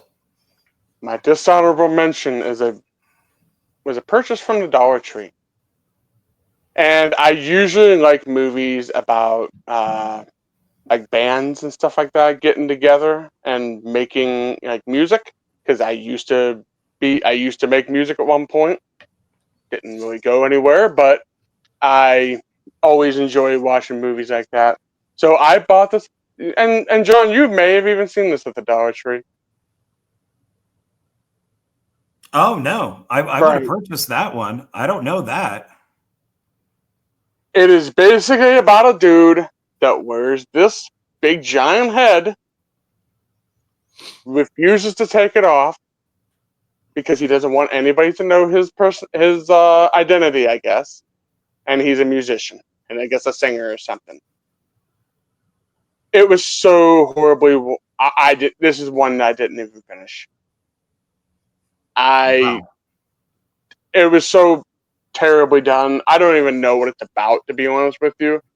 All I remember is it starts off with a dude trying to commit suicide, and I guess he failed to commit suicide because he was in a hospital, and then basically they say, hey, this guy, whatever the band's name is, I don't even know, they're looking for a keyboard player, and he just happened to be a keyboard player, and he goes and joins them. And it's just them just trying to record a record. So is this really a famous guy inside that head thing, or is it just some actor? It's a made up band. It's not even a real band. I'm not a fan of sports movies or music movies. I can't stand them. Shocker. Telling you, man, you and Jonathan, you guys, you kill me. You kill me. Okay. All right. So stay away from Frank. So stay away from Frank. So my dishonorable, we have mentioned this filmmaker. We have mentioned this film. What?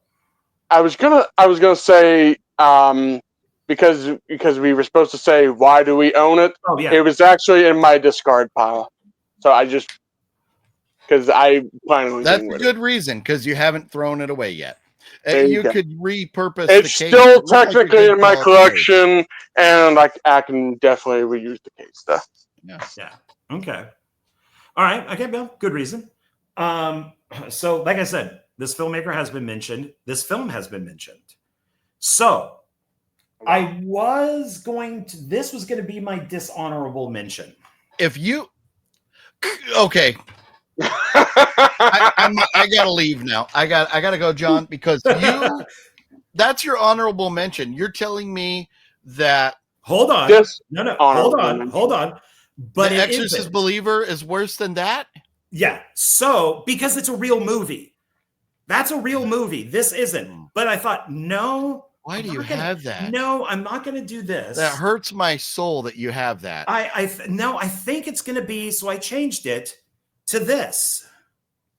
Is that a Dusty production? Yes, it is. Oh, wow. There's not a shark in this movie unless it's stock footage. Then I thought, no, because I've sat through both of these. It's got to be a movie that I turned off. And it's this one. Oh. This is this is 96 minutes. I don't think this running time is correct. I really think it's 2 hours. If it is 96 minutes, it felt like 2 hours. I made it through 40 minutes of this and I turned it off. So the idea is, and these are all Wild Eye releasing. This is when they had their $1 special. I guess they're just trying to get rid of the warehouse. And so I just bought a whole bunch of stuff. I would have rather used that $1 to wipe my ass. Well, now I can use the film. So what this is, and if Dustin and I still got along, I probably would have been part of this. But even Murder Hornets, I probably would have been part of. Who knows? But so he reached out to a bunch of people, film your zombie story. But what it is that, of course, it was when that stupid 5G thing was going on and people were setting, like the towers on fire because they've said that they would cause craziness or whatever. So he went with, okay, the 5G towers created zombies. So people filmed themselves, and you would have loved this, Philip, because it's all filmed with their phones, as I'm sure. Every single story is the same. I'm trapped in a house. The zombies are trying to break in. I hope I have enough alcohol. I hope I have enough drugs. And all it is maybe somebody hitting on the door. Like they just had a friend outside hit on the door. Oh my God. Or they're maybe speaking into a camera because it's supposed to be kind of found footage. It's day 5 and the zombies won't leave me alone. They're out here. It's 96 minutes of the same thing over and over again. The quality varies from bad to absolutely horrible. And I know, and Philip, some of the people who worked on this, and I don't want to name them because some of them have gone off to do some okay stuff. This was bad. And this is awful. Even for Dusty, this is awful. I get why he did it because he likes stuff like this, the anthologies and all that. It's very little work.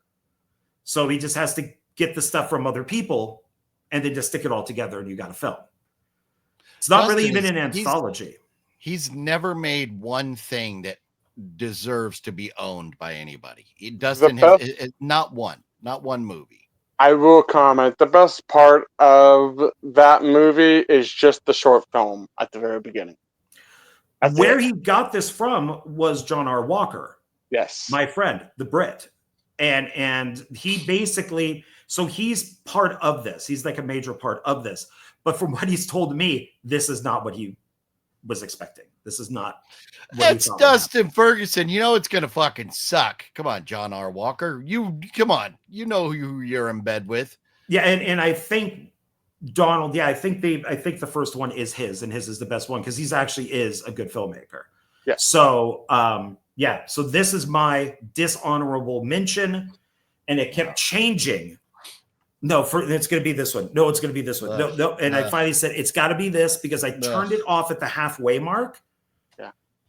Because it's the same thing over and over again. Like I said. I unfortunately suffered through it because this was before I knew how Dustin was. Unfortunately, I did work with Dustin on one movie, which he swore up and down that I was never going to do anything with him because of who I voted for. What movie did you work on with him? What the frick's that movie called? The one of the Faces of Dying or whatever it is. Oh, his rip-offs of the Faces of Death. It's funny because before this, I was with Jonathan and Paul doing 2 of their videos, like the hauls for the month. For some reason, Robo Woman was brought up. And I went, because they were talking about how bad it is. And I went, ooh, I worked an hour on that. And so did Philip. And they're like, really? In a dumpster. Yeah, what did you do? And I said, well, I was here with a light. Philip was here with a light. And then Robo Woman killed a guy, in the dumpster area. And that was it. So we worked on Robo Woman. And he goes, oh, we're going to be reviewing that soon. Maybe you guys can join us. No, it's not. It's not worth my time. Anybody. You guys at least get credited. Yeah, I think we're okay. So at least you guys got credited. I'm pretty sure. Okay, so we're through the main stuff now. This is our written, or it could be pictures, or it could be physical copies. Let's try to keep this at 2 hours. So we have 20 minutes. Okay. So we're gonna go through all 5 at a time, or are we gonna continue going in a let's go through all 5 with each person. Do you want to do that? Okay, that's what I think. We don't need a deep dive into all these movies. No, just why you think it sucks, pretty much, because you may or may not own it. Okay. So go ahead, OGP. Okay. The first one, and I'm going. This is the least worst, and I'll give you the worst last. And so as I was going through my collection, I found 5 other movies that I'm like, oh, these are fucking terrible. So I just went with these instead of just naming 5 movies. The Sinful Dwarf. This is a movie that it came out from Severin. It's a dwarf who has a bunch of hookers that are hostages, and he rapes them. It's very bad. And the subject matter is bad. It's not very well put together. This, for even me, was tough to watch. So The Sinful Dwarf, don't recommend it. The next one on here, which is very Peter funny. Dinklage finds that there was an actual dwarf in that, offensive. So it should have been animated. Okay. The next one I have makes me laugh a lot because you just bought it, John, and that is Mutant Chronicles. I did just buy it. I bought this because of Thomas Jane, and I was like, ooh, Thomas Jane, Ron Perlman, and John Malkovich. This has to be good. Wrong, far from the truth. This was a complete shot in front of a green screen abomination. And it's funny because on the way down to San Diego Comic-Con a couple days ago with Fat Samurai Guy, Sexy Sumo, we were talking about terrible Thomas Jane movies. And I was like, oh, the terrible one shot in front of the green screen. And it was like in sync. They were both like, oh, Mutant Chronicles. Yeah, this is absolute dog shit. They had the money to get Ron Perlman, John Malkovich, and Thomas Jane. And they made this. Don't do it, John. I'm sorry. If I would have known you bought it, I would have begged and pleaded for you. I've never seen it, so I've actually seen it. I don't remember much about it. So fucking dog shit. To be fair, I got it in the Dollar Tree haul. So Okay. I only paid $1 for it. So this I clearly picked up at Zia based on like sticker residue and stuff. And the only reason I have it still is because Thomas Jane. I love some Tommy. So Jane. his good movies, he's Thomas Jane. His bad movies, he's Tom Jane. Yeah, and no, that's incorrect because this says Thomas Jane. Oh no, I'm saying like in our world. In our world, yes. Yes. The next movie I own, I only own this because of, well, I mean, maybe Clint Howard too, but mostly Bill Moseley, and that's The Church. I got that, but I've never seen it. It looked like, I mean, looking at the case and stuff and reading about it, sounded like it was going to be a good movie. The Church, I mean, you got Bill Moseley, you got Clint Howard. It should be at least fun.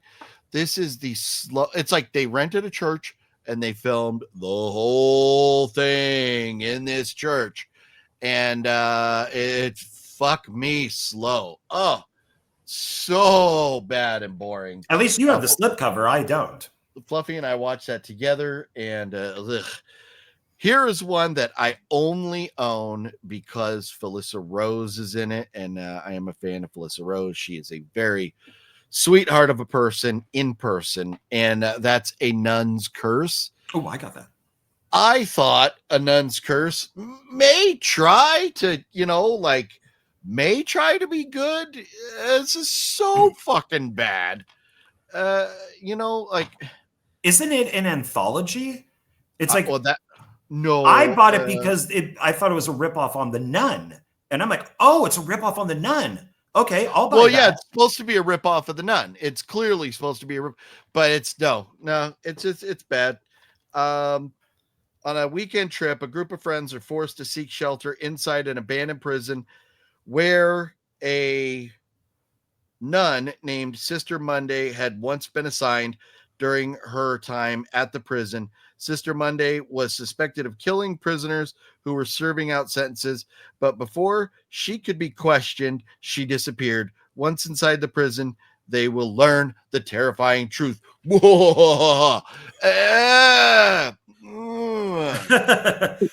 Bad, boring, terrible acting, and cinematography is a joke too. So I wouldn't recommend it.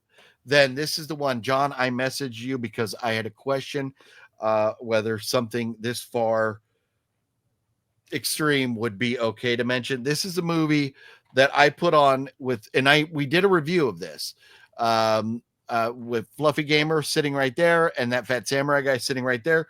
We put it on. We watched almost 5 minutes of this movie before we turned it off. And then we did a review on it. And the only reason I put up the review is because we recorded a fun intro.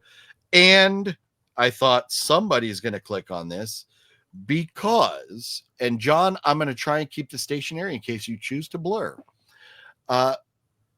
Dick Shark. Oh, I will never see that. It looks horrible. It is the opposite of that movie Teeth, I think, where the girl has teeth in her vagina. It's kind of the opposite of that. I can let me do this.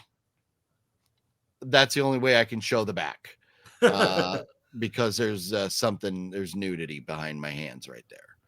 Hey, at least this isn't the filmmaker's sister naked on the back of the movie, like somebody we know did. Who puts their sister in a movie and gets her naked and then puts her especially on the back cover? Who does that? Who does that? Yeah, apparently a person that we've all worked with before. So Dick Shark. 5 minutes in, we were like, this isn't even going to be good, sexy, funny. Oh, but you know what the kicker with this movie is? The runtime of Dick Shark? 2 hours, 24 minutes. Oh my God. Oh my God. Wow. I don't think I would last 2 minutes and 25 seconds. We got 4 minutes in. It wasn't even good. I mean, and there's, you see in the movie this girl's vagin, and you see a shark trying to penetrate the vagin. I mean, it's softcore. It is maybe even more than the type of softcore. film that guy makes. I forget his name, but but that's the type of movies he makes. Terrible. Yeah. So there it is. Those are my 5 others. Okay, Donald. Okay, well, I went a little more Hollywood. I think I tried to stay a little more Hollywood in this, except for the few independent films that nobody knows about. So here are my top 5, or my 5.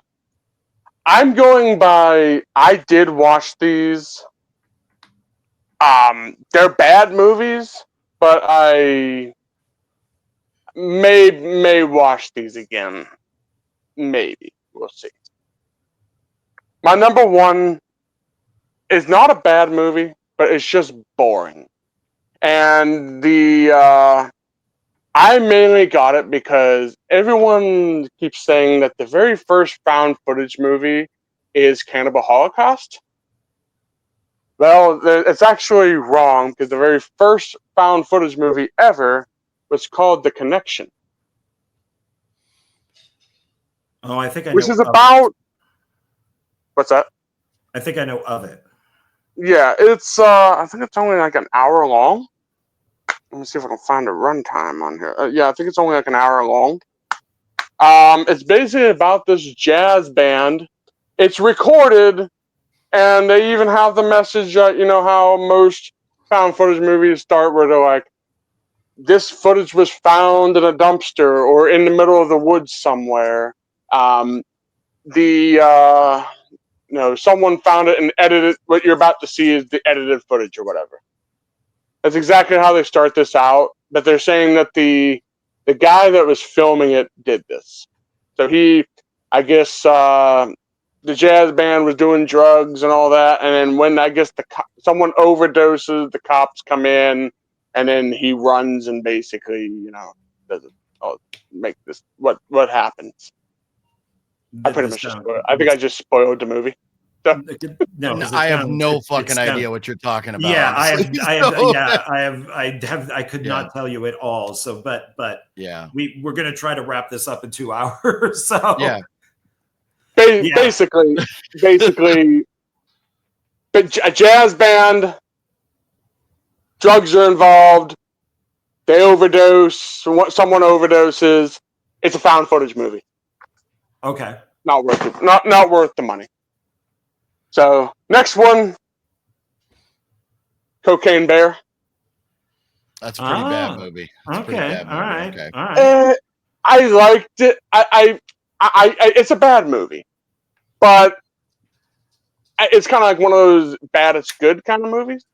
So this one I may watch again. There's no real particular order. Ambulance scene and Ray Liotta are the only good things about that movie. It's from the director of Charlie's Angels. What do you mean? That's a dog shit movie, bro. That is fucking horrible. Dog shit bear. It is so bad. The falling out of the back of the ambulance is the only funny part. The film has no idea what it wants to be. Sometimes it's a comedy, sometimes it's a horror film. This is the reason why we have cocaine. All these movies, cocaine. Yeah, it's her fault, the director's fault, that we have cocaine raccoon and marijuana shark and meth gator, and but that's what the asylum does, and the asylum is going to go make those irregardless. There's a lot of people on Facebook, especially ones that I know, that went out and did these type of films, and even Mr. Dusty made one too. Something, I don't know, marijuana. I don't count his movies though. So. They're really not. Oh my God, you own it. You even have it on Blu-ray? Oh, okay, now I don't feel bad about mine, because at least they're just DVDs that I bought them for $1 each.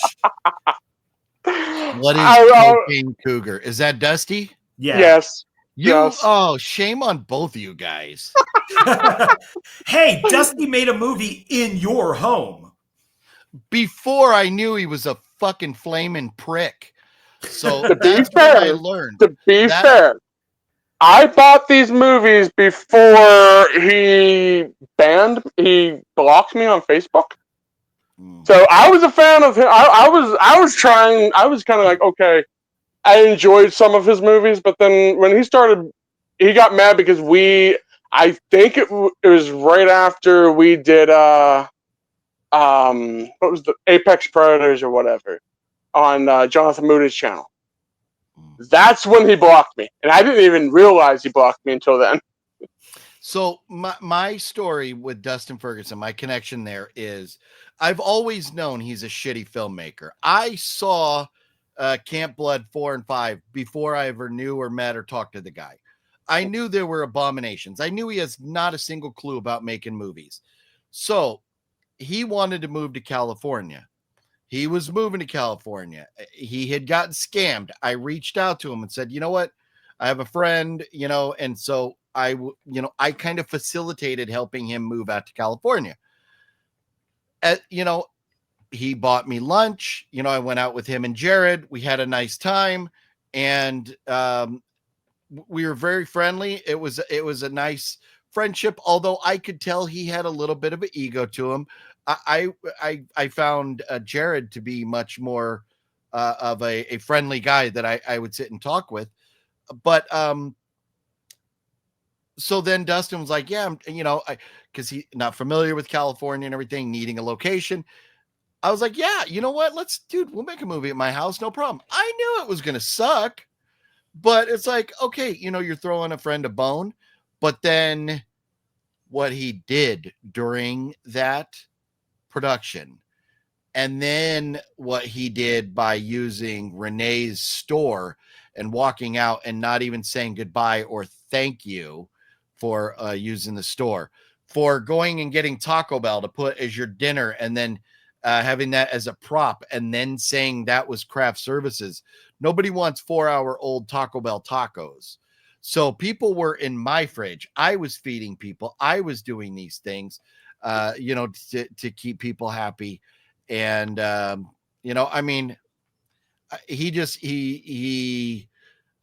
saw what he was as a filmmaker that day, bit the bullet, kind of kept quiet about it a little bit. But I saw and heard the way he did other things. We went out. I helped him shoot another film just because I was trying to do him a favor. And then we go out after that. And he's like, oh, I'm going to take everybody out for pizza after this. So I sat in this pizza parlor, got one slice of pizza and a glass of water. And not a New York style slice, like a Domino's style slice. And then I was like, are we serious here? So no, the true colors came through at that point. So Dustin Ferguson, your movies suck. You go do you. And that's why I say, I don't want to dwell on the people beneath me or things holding me back. But man, anyways, because of all that and understanding, so people, because somebody mentioned that he filmed the movie at my house, John, I had to explain that. So, Donald, pardon me, continue. You're good, man. This one was a disappointment, and I'm so sad because I really was looking forward to this one. Is it Murder Hornets? Jay and Silent Bob, the reboot. Yeah, Smith's stuff sucks lately, and I know people like it, but yeah. See, I liked Jay and Silent Bob Strike Back. And now keep in mind, I never watched. I watched Brees. I haven't watched all of his older stuff, but I was always a fan of these two. So, and I was like, okay. Huh? Are Jay and Silent Bob, are those the characters from Clerks? Chasing Amy and all that. Oh, okay. I don't know. They're in almost Clerks. Every Kevin Smith film. They're the two that are always but they're the same guys? Yeah. From Clerks? Okay. I've never seen Jay and Silent Bob. Okay. Well, like I said, when they said they were going to do a reboot, I was excited, but then I heard it was bad too. Yeah, I was very disappointed. That sucks. Now these next two, John's going to get excited because we know how much he loves Thor: Love and Thunder. Oh, that's a good choice right there. Look that at that movie cover. Gave me superhero fatigue. That is why I don't go to superhero movies much anymore. Look I did not go to the theaters to see this one. I went to see Ragnarok. Ragnarok was great. But this one, I was like, ooh. When they said Love and Thunder, I was like, is this when they went woke? They pretty much went woke at this point. Well, they had it before, but just look at the colors. It's the rainbow flag on the friggin' cover of the box. Yeah, pretty much. It's I mean, it is based on a real comic. I mean, there is the Love and Thunder series, but yeah, it's not good. It's just it's so terrible. You can tell Chris Hemsworth did not want to be there. You're just looking at it, it's like, dude, like what? Well, that's the one where doesn't Natalie Portman like save the day in that one because women are because the woman Thor, She-Thor. If you're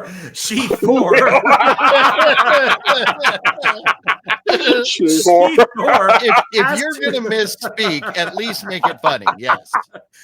She has to be better than Thor. That's the way Marvel looks at everything now, is the female has to be better.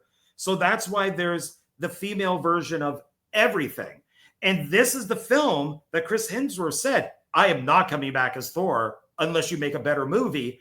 This director is now, there's the rumor out there that he's going to do the new Judge Dredd. Oh. That's why. So at San Diego Comic-Con, we saw a Dredd statue.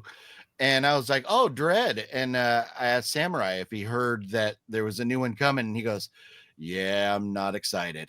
And I never followed up why. But so that explains it. Yeah, that's Watiki or whatever his friggin' name is. It was Ragnarok was fine. It was like a one-off. And yeah, he's awful. So yeah. That sucks. Good choice, though. Yeah. My number one is Wonder Woman 1984. Oh, wow. I used that as my example for Philip to say, I own it, but it's, that's the example I used. It is not a good movie. No, you can tell it was done. There was a lot of green screen and blue screens in this. It was not even like, and I'm sorry, and maybe I'm misinterpreting this, but clearly the bad guy was Trump. He was a combination. It's Pedro Pascal, and it's actually, he's really good in the movie. Enough said, yeah. Yeah, he is actually really good in the film because this is really before he got huge. So like people go like, oh, that guy. Like he probably didn't know his name. But yeah, he's meant to be Trump and like that Asian guy on the boat from those infomercials from like the 80s. Would be like, you buy boat. I teach you how to get all these hot women. And he's like that. Yeah. He's those two guys. But he's the best thing in this movie because he knew exactly what this film was. Everybody else took it seriously. He took it with a sense of humor. So that's when I still like the guy. And it's also, so this could probably get me in trouble, but so Wonder Woman, who's a female director, Patty Jenkins, made $1 billion because Zack Snyder was involved, because he was a major part of that. Yeah. Zack Snyder, not involved in Wonder Woman 1984, 100% Patty Jenkins, bombs. So she, even though she did Monster, which was a great movie, she can't make superhero movies. She's awful. No. So, is that the same Wonder Woman that's in Batman versus Superman? Yes. Okay. Yeah, I'm good. I don't need Wonder Woman movies in my life. The first Wonder Woman was great. It was really good. First Wonder Woman was great.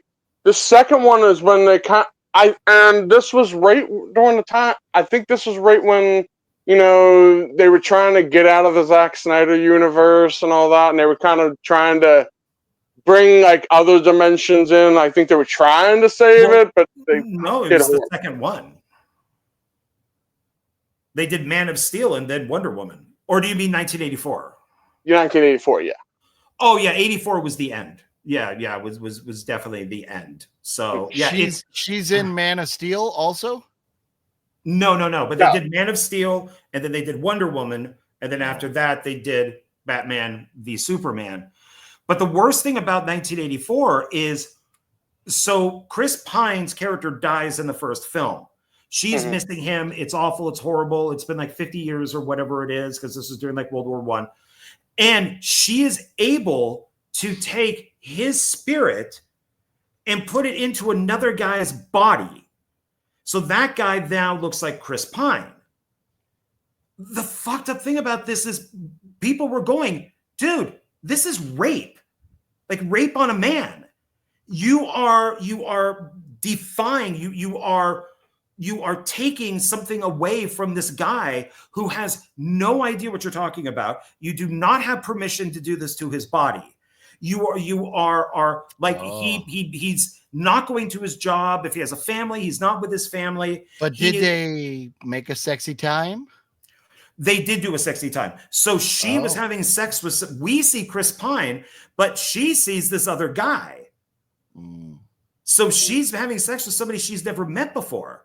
Wow. And then at the end of the movie, it switches back. Well, like you said about Whoas. What did you say a minute ago? Super hoe or something like that? Yeah, she whore. Yeah, she whore instead of she Thor. Yeah. So yeah. So that comment actually fits more with Wonder Woman in 1984 than Thor: Love and Thunder. Yeah. Okay, so I'm glad that because this is now the second time that you've done a good segue into what I have. I some of these I do have physical copies, others I refuse. But so I'm going to show pictures. So this is my first one. Birds of Prey. Oh, Harley Quinn movie. Ooh. God, this movie is woke beyond belief. This is so awful. Mary Elizabeth Winstead married Ewan McGregor. They met on this film, and now they're married. But this is so anti-man, and Ewan McGregor's character is Trump. They've actually said that he based it off of Trump. This is awful. Harley Quinn's big thing in this is a sandwich. That's what she wants throughout the whole movie, is this really nice sandwich, because they're in New then York. she should get her ass back in the kitchen and make sandwiches like a good woman's supposed to. Wow, we went there. This is now right there in the middle. You see like this Asian girl. My God, she is one of the worst actresses I've ever seen. Her character is so fucking annoying. But behind her is Rosie Perez, who's a cop. I cannot stand Rosie Perez. Her voice drives me nuts.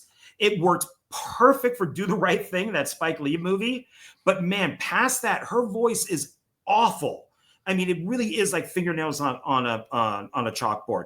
This movie, I own it because it's part of the universe. I've tried it twice. I've not been able to make it through this. I fall asleep every time. I have no idea how this movie ends. No idea.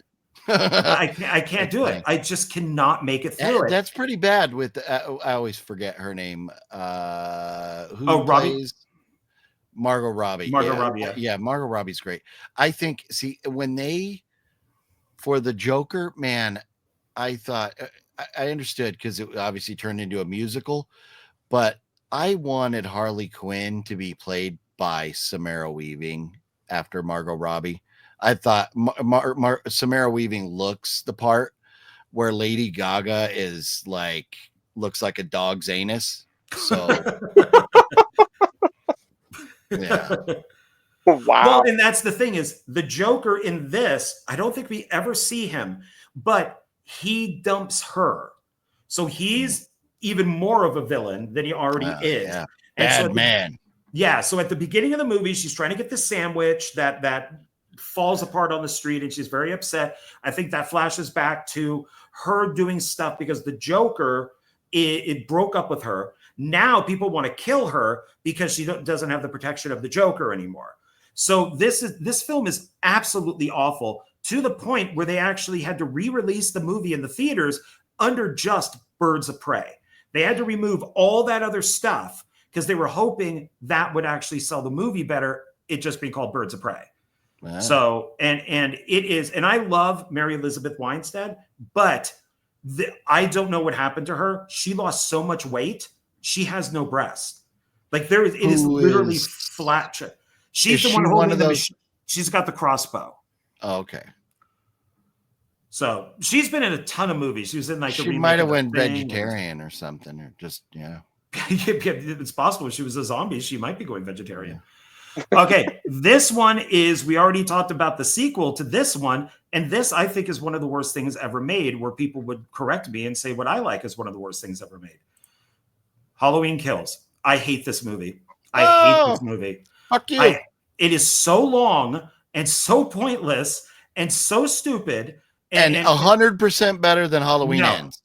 Halloween Ends is still only like 90 minutes. This is like 100. I hate this film. I tried giving it a chance. I've seen it maybe 3 times. At least there's some good kills in this movie. God, is it awful. It is. There's no good kills in Halloween There are. Ends. There's some decent stuff in Halloween Ends. And it's I've come around. I like that movie. This to me is just, it's like hearing a bass. We didn't need that trilogy at all. Yeah, no, we didn't. And the first one I think is a solid 90-minute movie. It's got its issues, but I like the first Halloween. I hate this film. I think that is such a, God, do I hate this movie. I think it is, like I said, it feels like bass. That's all it is. Like you're just sitting in a room hearing bass and you're like, God, can we turn this off? It is horrible. I mean, God, do I hate this movie. Yeah, fuck, but I own it because it's part of the series. This next one I also own. It's 2 films. Huh? I said you completion. Yeah. I got the whole Halloween franchise right here. Awful. Yeah, I own all of them. So, but whatever. This next one is 2 films, but it's really 1 movie. And I just bought these. Philip made fun of me for these. So, and that is The Twilight Breaking Dawn Part 1. Whoa. Oh God! So, you just bought these and you're on your list. What are you doing, John? What are you doing? Because John, these why? are. I own them all now. Because why? Why would you do this, man?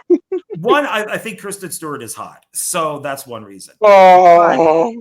These are 2 films that should have been combined into one. They tried to do a Harry Potter, and they basically took 1 book, made it into 2 movies, and both of these films, more part 2 than part 1, are just filler.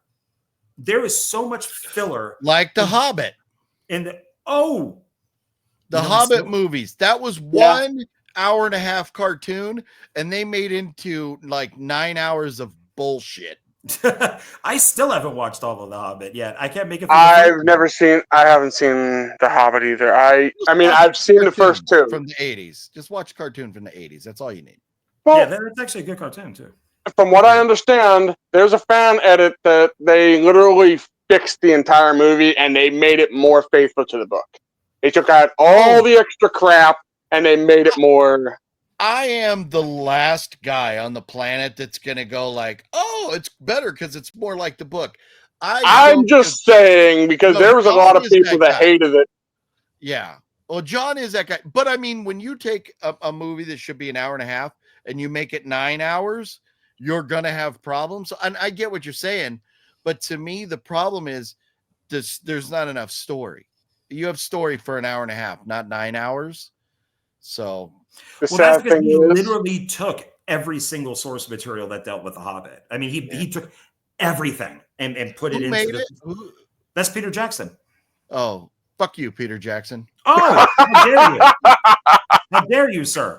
Wow. But what else did he make? Has he made anything good? Yeah. Lord of the Rings trilogy. Lord of the Rings trilogy. He did. He did. Okay. Has he made anything good? Okay. You just don't like fantasy, right? No, not at all. He's a great he's made 1 good movie, and it's finally getting a 4K release. And what's that? I can't remember. Okay. Well, it's Dead Alive. That's a good movie. Okay. All right. At least you got receipts. And it's getting a 4K release finally. Okay. All right. He's also made a movie called The Lovely Bones, which was actually really good. It probably not horror, but it's like a drama kind of thing. Peter Jackson do Jurassic Park too? No. Okay. No, none of those. So with these 2, and then I'll move on. In part 2, there's an actual chess scene.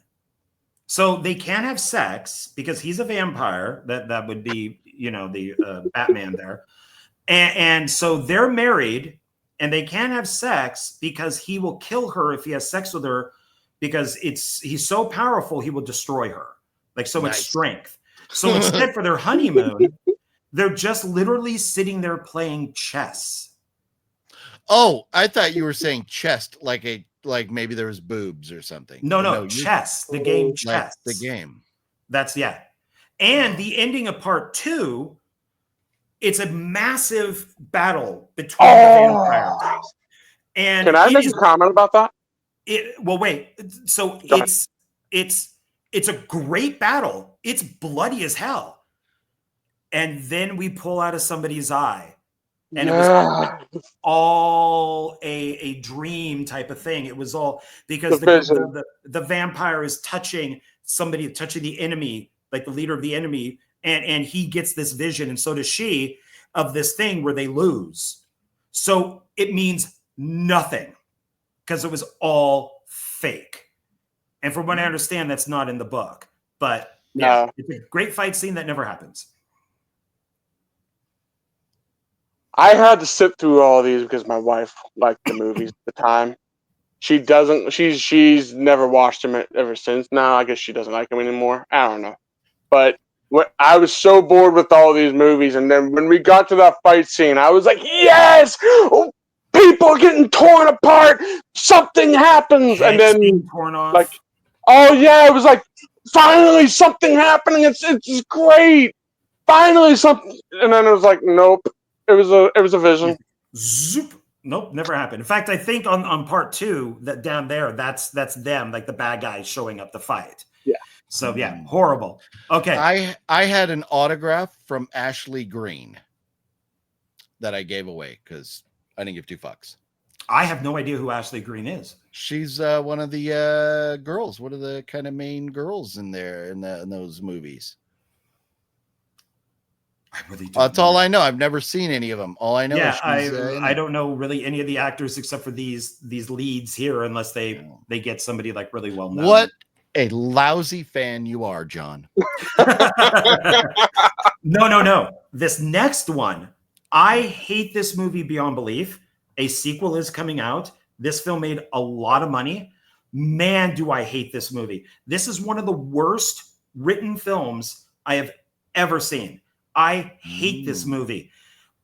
And that is Five Nights at Freddy's. Yeah. My God, this is garbage. Most of this film is the security guard, sleeping, trying to figure out what happened to his kid brother because he was kidnapped. This is not in the game. I've never played the game, but I know it's not in the game. And that's most of the movie.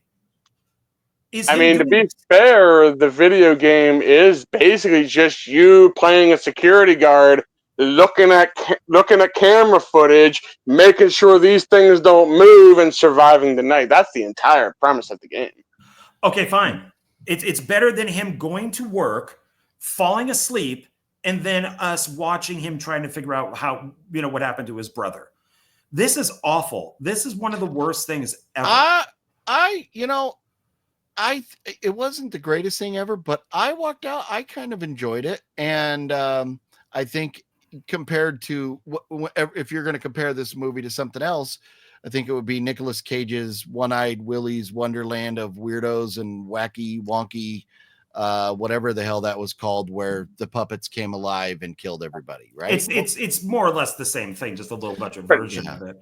And then, of course, with Will Colossal made Night of the Zomghouls, which is the same exact movie. So I've been in one of these, but which I think overseas, like when it's released, is actually called like Five Nights at Freddy's 2 or something, or 3. That poster makes me want cake. You will get no cake and you will like it. Damn it. But I hated say this something film. about chess. Chest or chess? Chess. What about I don't watch dramas. I don't watch comedies. I don't watch a lot of these things. But I had heard such good things about Anya Taylor-Joy's The Queen's Gambit. Mm-hmm. And man, that was a phenomenal show. I very much enjoyed that. So that's all I got to say about that. Thank you very much. I've heard it's good, but I've never seen it. Oh, it's great. Never seen it. Have to check it out. Okay. She is, yeah, Anya Taylor-Joy. She's amazing. She's a little hottie. Okay, this is my last one. Jonathan and I, we go back and forth on this about this actor. I think this actor, Nicolas Cage, Tom Cruise. Nope. I think this actor does money laundering with his friends. I don't think the amount of these movies cost the amount that they do because there is money laundering going on. And I got that actually from Red Letter Media. Have you seen part 2 yet? It just came out. No, I haven't. But that's okay. But I've heard it's not good. We are discussing Jack and Jill. God, this is awful. Is that him as a girl? It's his sister. Yeah, he plays his sister, who is horrible. Like the grossest human being on the planet. So, but that's really him playing the sister. That's not his like real life sister or something. No. It's him. He's playing dual roles. Katie Holmes is in this. Plays his wife. Oh, we like Katie Holmes. Yeah, but this is awful. Even Al Pacino disowns this movie, and Al Pacino's in this. Yes, Adam Sandler is in advertising. I've never heard of this before. So it's product placement. The movie. This film is expensive. Everything they do is obviously for like a tax write-off or something. Like they take like royal cruises. So half the film is on a cruise liner. And Al Pacino is in love with Jill. And so the only way that he is going to work with the advertising company is if Jack hooks him up with Jill. And at the end, Al Pacino dances and sings because he's advertising coffee, and it's like instead of like a cappuccino, it's a pachinachillo or something like that. It has his name is involved in it. Yeah, this is awful, and I absolutely agree with Red Letter Media that there is something going on with this guy's movies that his films really should cost like a quarter of what the budget is. And that there's something weird going on with him paying off his friends. Well, he signed that big contract. You know, he gets what he gets. But I can't with this movie. I just can't. I am not the biggest fan of Adam Sandler. Like the only thing I remember is I'm conditioner. I make your hair shiny. I'm shampoo. I hate that stuff with him. God. I do like him as a serious actor. As a dramatic actor, I think he's quite good, like Robin Williams. So Spanglish, Punch Drunk in the Flask. You know, he's good as a dramatic actor. That one, Jules, the one with the diamond, I think it is. He's quite good in that too. So he's good as a dramatic actor, but he's awful. So you don't like Little Nicky? No, Little Nicky is awful. That's one of the ones that he's awful in. Hey. Best part of the whole movie was, and sadly, rest in peace, Ozzy Osbourne. He was the best part of the whole movie. Oh, Ozzy's in that movie? And Little Nicky. Yeah, okay. Never seen it, yeah. Yeah, Waterboy is garbage. Seen all that of stuff. him going, and I'm like, yeah, I don't need to see that shit. No, and Jonathan loves him. He watches, like he did watch Happy Gilmore too. He told me. So I did find for very cheap a double feature of Billy Madison and Happy Gilmore. I picked it up. I tried to watch it. And long time ago, I had a friend. We got pizza, beer. We tried to watch because I worked at Blockbuster. Happy Gilmore, Billy Madison, and Waterboy. Why is this guy so funny? Why do people like him? Nope.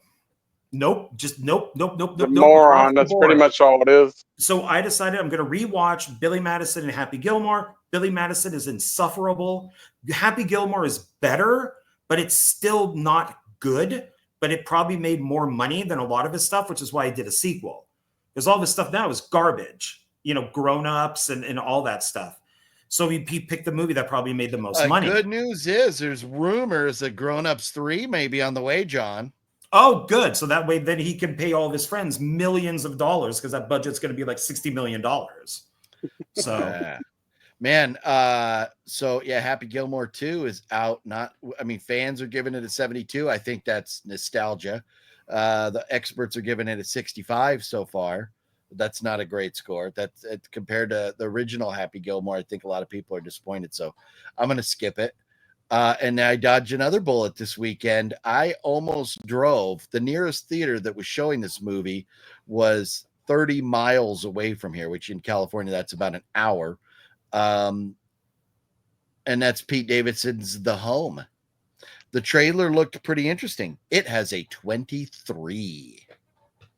oh, That that's is not good. terrible. That is worse than I Know What You Did Last Summer's 38. God, that's garbage too. Yeah. Wow. So, yeah, bullet dodging this weekend. That's what we're doing. Although me being here and gracing you two with my presence, you understand I have given you my time rather than George Lucas. So I hope you appreciate that. Why? What were you going to see with Lucas?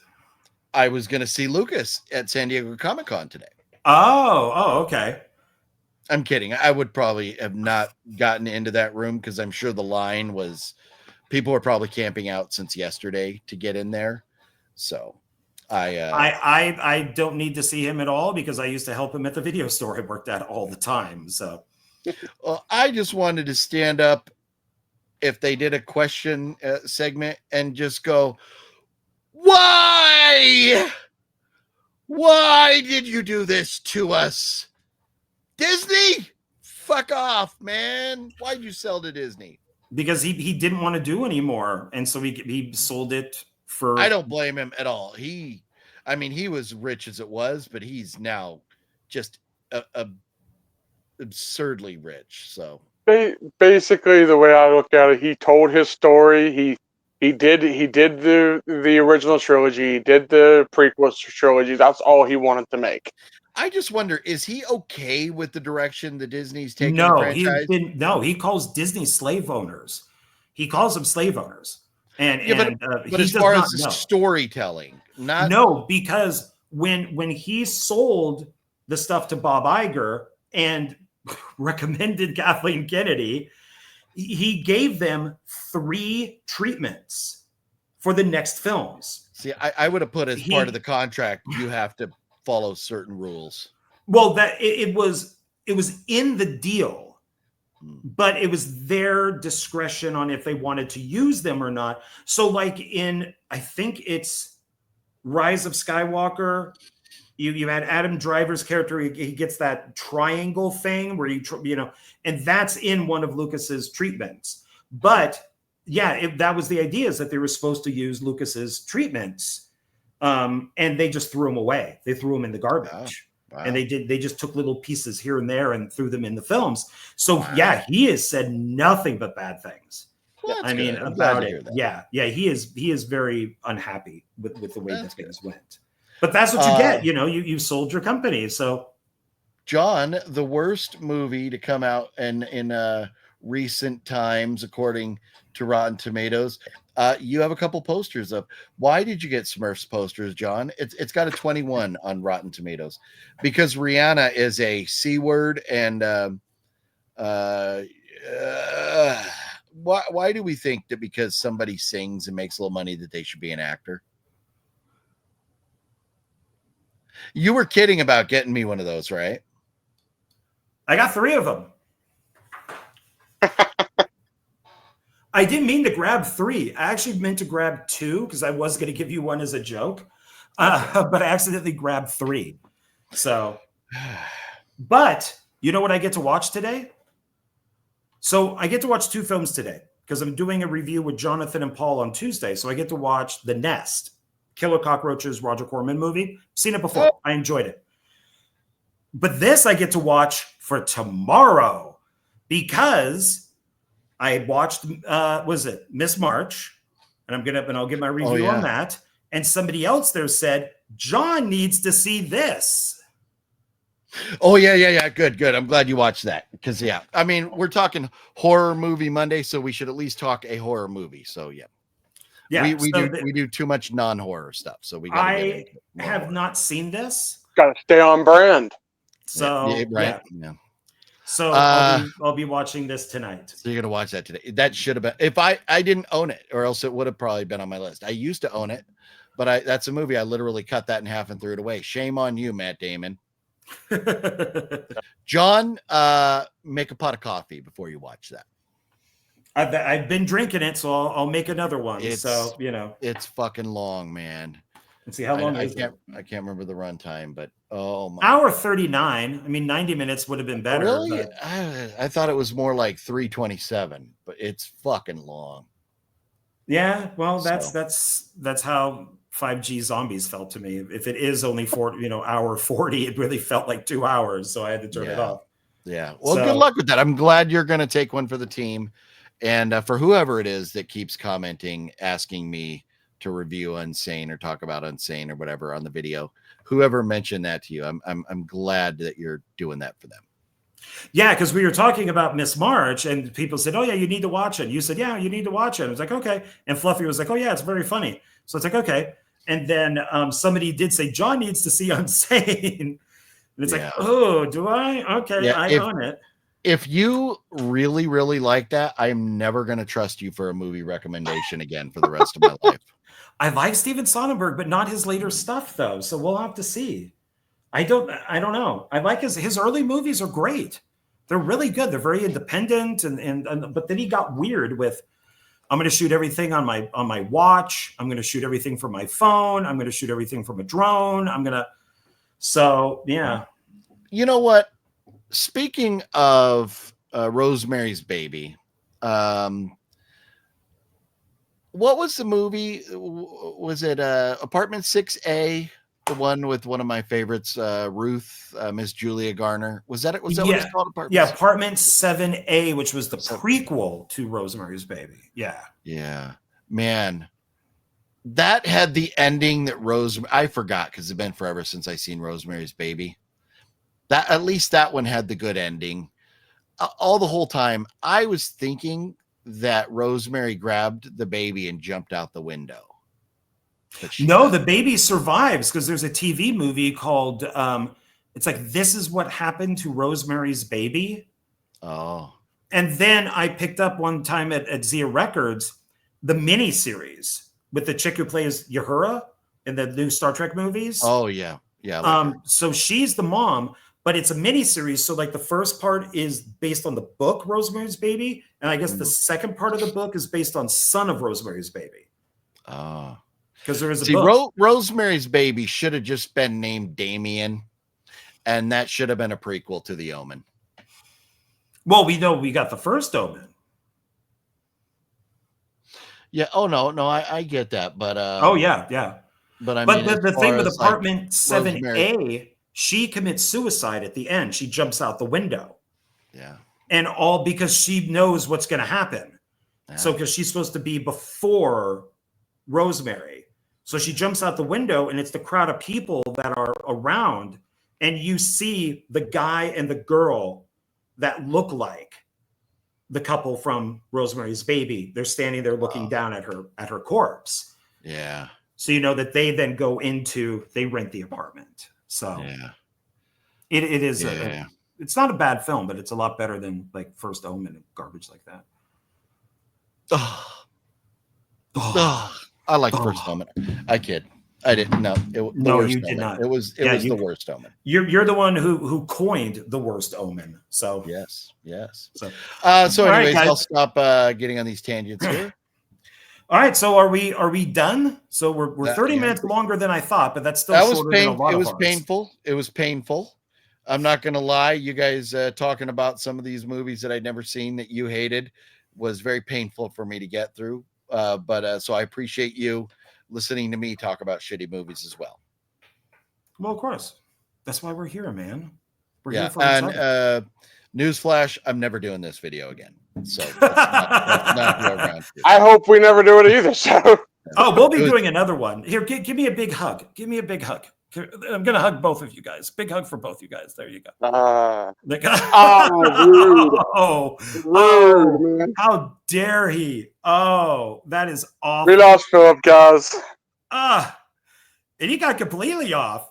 It says your device is not connected. How rude. Wow. All right, man. So are we done? Are we Yeah, finished? we're done. I think we right. went unhinged. I guess Philip was really done. So, all right, everybody. We don't know what we're going to do next month. We haven't talked about it yet. So we will see what happens. And thanks for joining us. And oh, look, there he is. I couldn't figure out how to get back. Sorry. Well, we were just saying goodbye and calling you rude. Yeah. No, so. Usually when I'm in control of the videos, I know how to leave and come back. This time I was like, oh shit, I'm gone. So I was like, oh man, we pushed Philip to the end there. Pushed him over the edge. So, all right, everybody. So, like I was telling people, we don't know what we're going to do next month. We'll figure it out. Thank you for watching the video. Hope you got something from it. And anything else that anybody wants to say before we go? All the movies we mentioned, save your money. Do not watch it. If you want to watch it at your own risk. And your time. Just save your time. Life is too short to entertain this bullshit. Horror Movie Monday, every Monday at 7 p.m. Pacific time. Join John and I as we talk about actually, I mean, you know, there's some bad movies, but we talk about good movies for the most part. Yeah, and there is a link down below. So people can just click right on that. So, okay, everybody. Thanks a lot. Really appreciate it. And we will see you on the next video. Bye.